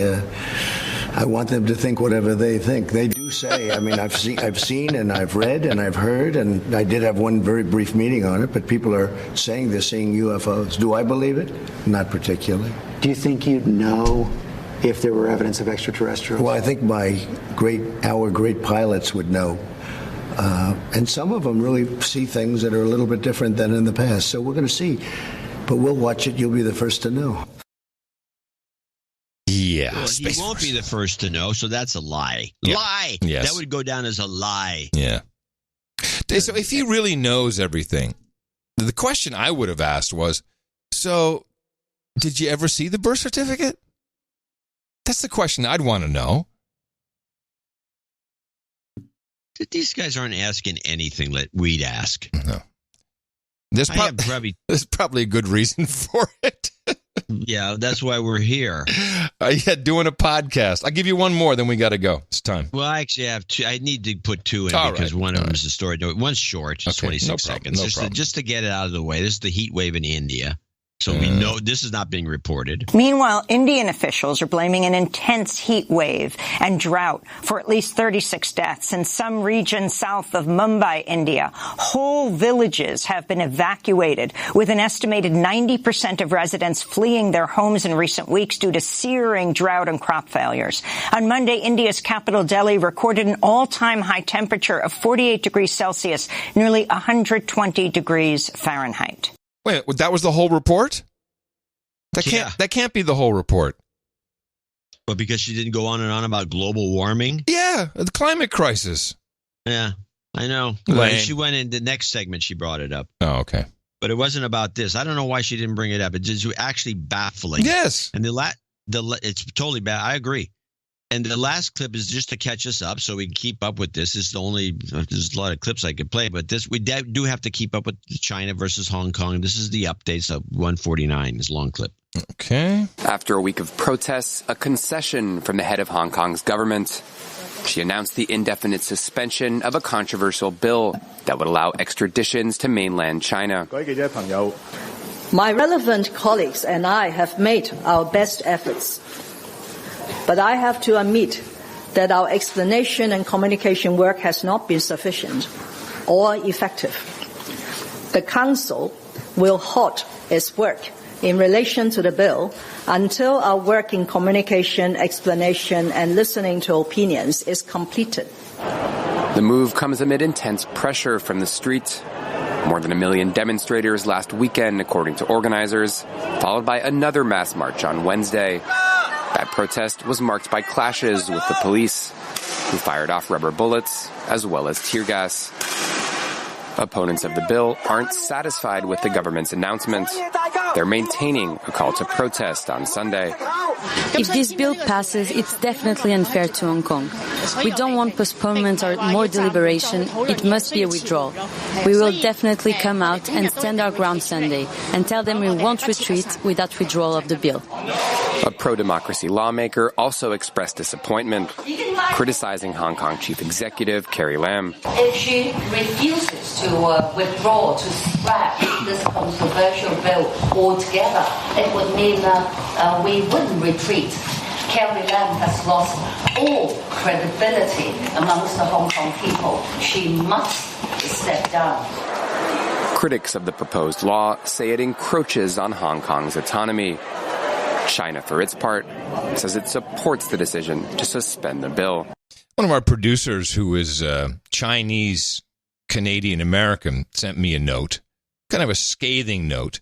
He says, I'd like to get, and I called him on it. I said, you cannot bitch at us if you're boots on the ground or you're Chinese and you are reading stuff and you know what's happening. You need to tell us and not come out and bitch that we suck because we didn't get it right.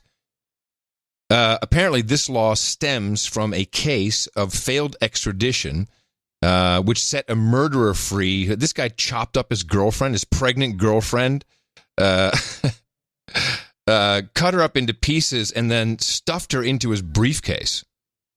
He escaped back to Hong Kong, and so the Taiwanese failed to extradite him back to Taiwan for trial, and so somehow this then led to this extradition order so they could pull people back from anywhere. But the genesis was a brutal murderer, and I think that us, U.S., probably took advantage of the situation and helped stoke these protests to make China look stupid. Of course, that's what we do. Yeah, and we did now, what was a damn this good took place in job. Taiwan? Yeah. Well, then what's it got to do with the mainland? Well, because they want to be able to extradite from anywhere. Well, we know what anywhere in the world. But if it was Taiwan, why don't they just ship the guy back to Taiwan? Hey, I'm just reading the news our producers give us. I don't have the answers, but I'm pretty sure we were all up in arms and happy to stoke some of these protests and get everybody crazy. I still am. Yes, it's ongoing. It has not stopped yet. We're good. It's the same way I feel about bringing Assange in under some screwball pretense. Exactly. And these million people, there's over 1 million people that are bitching and moaning in Hong Kong. They can't, they're all wrong and this, the Chinese are right and they're misunderstood. According to Lam, that's what she says. It's a failure to communicate. This is nonsense. Well, hopefully, more of our producers will weigh in with more information, which we will gladly disseminate to you, or decimate, as some would say, on the next episode, which will be Thursday, and I'll be in Portugal. And John will be somewhere in northern Silicon Valley. Waiting in line at Target. If you're listening to us on NoAgendaStream.com, we've got Rhino the Bearded coming up next.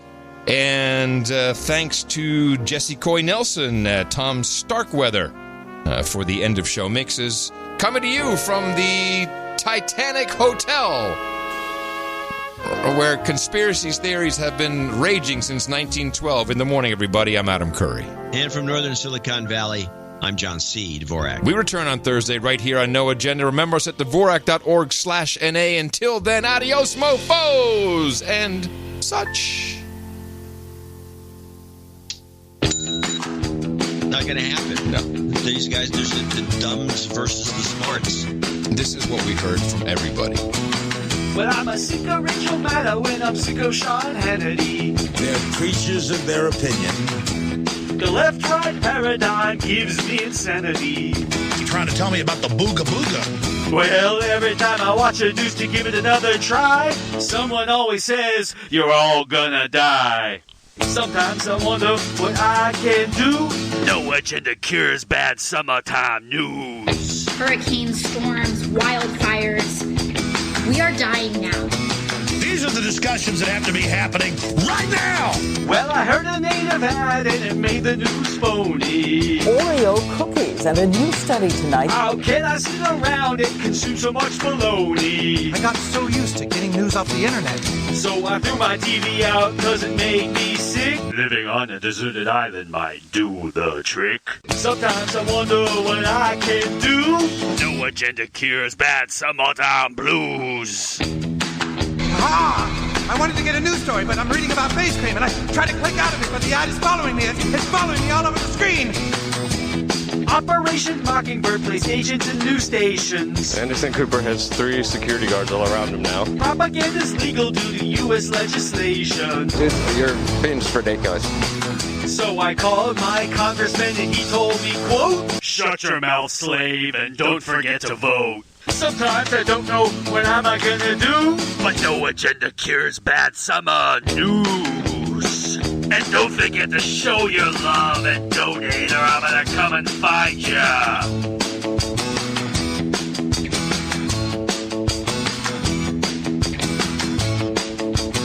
Tensions rising in the Gulf following the tanker attack near Iran. The Islamic Republic of Iran is responsible for the attacks that occurred in the Gulf of Oman today. An attack that came exactly as Japanese Prime Minister Shinzo Abe met with Ayatollah Ali Khamenei, Iran's supreme leader. If you actually look at domestic shale producers' stocks yesterday, they all went up. The U.S. shale boom is insulating the U.S. economy and financial markets from events like this, which is really good news for the U.S. economy. This assessment is based on intelligence. Isn't that right, intelligence?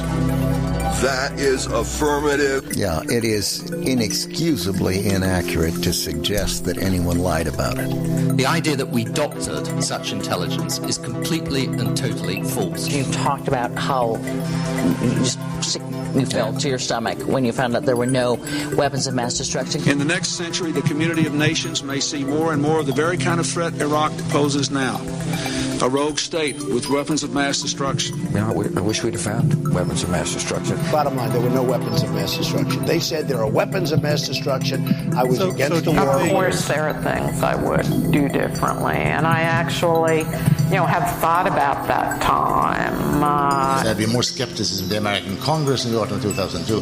That war could not have been waged, at least not, at any rate, not on the basis of weapons of mass destruction. The one about the tubes that suggested, that when the Times published that story on the front page, and it was kind of a welcome sign for Dick Cheney and Condi Rice to go on the Sunday show. The U.S. blamed Iran and will raise the issue in a United Nations Security Council meeting. These unprovoked attacks present a clear threat to international peace and security, a blatant assault on the freedom of navigation, and an unacceptable campaign of escalating tension by Iran. Now, I want to make the case for secrecy in government when it comes to the conduct of national security affairs, and possibly for deception where that's appropriate. If I had to say something I knew was false to protect American national security, I would do it. Obviously, the war in Iraq was a big, fat mistake, all right? Well, Iran did do it, and you know they did it because you saw the boat. I guess one of the mines didn't explode, and it's probably got essentially Iran written all over it.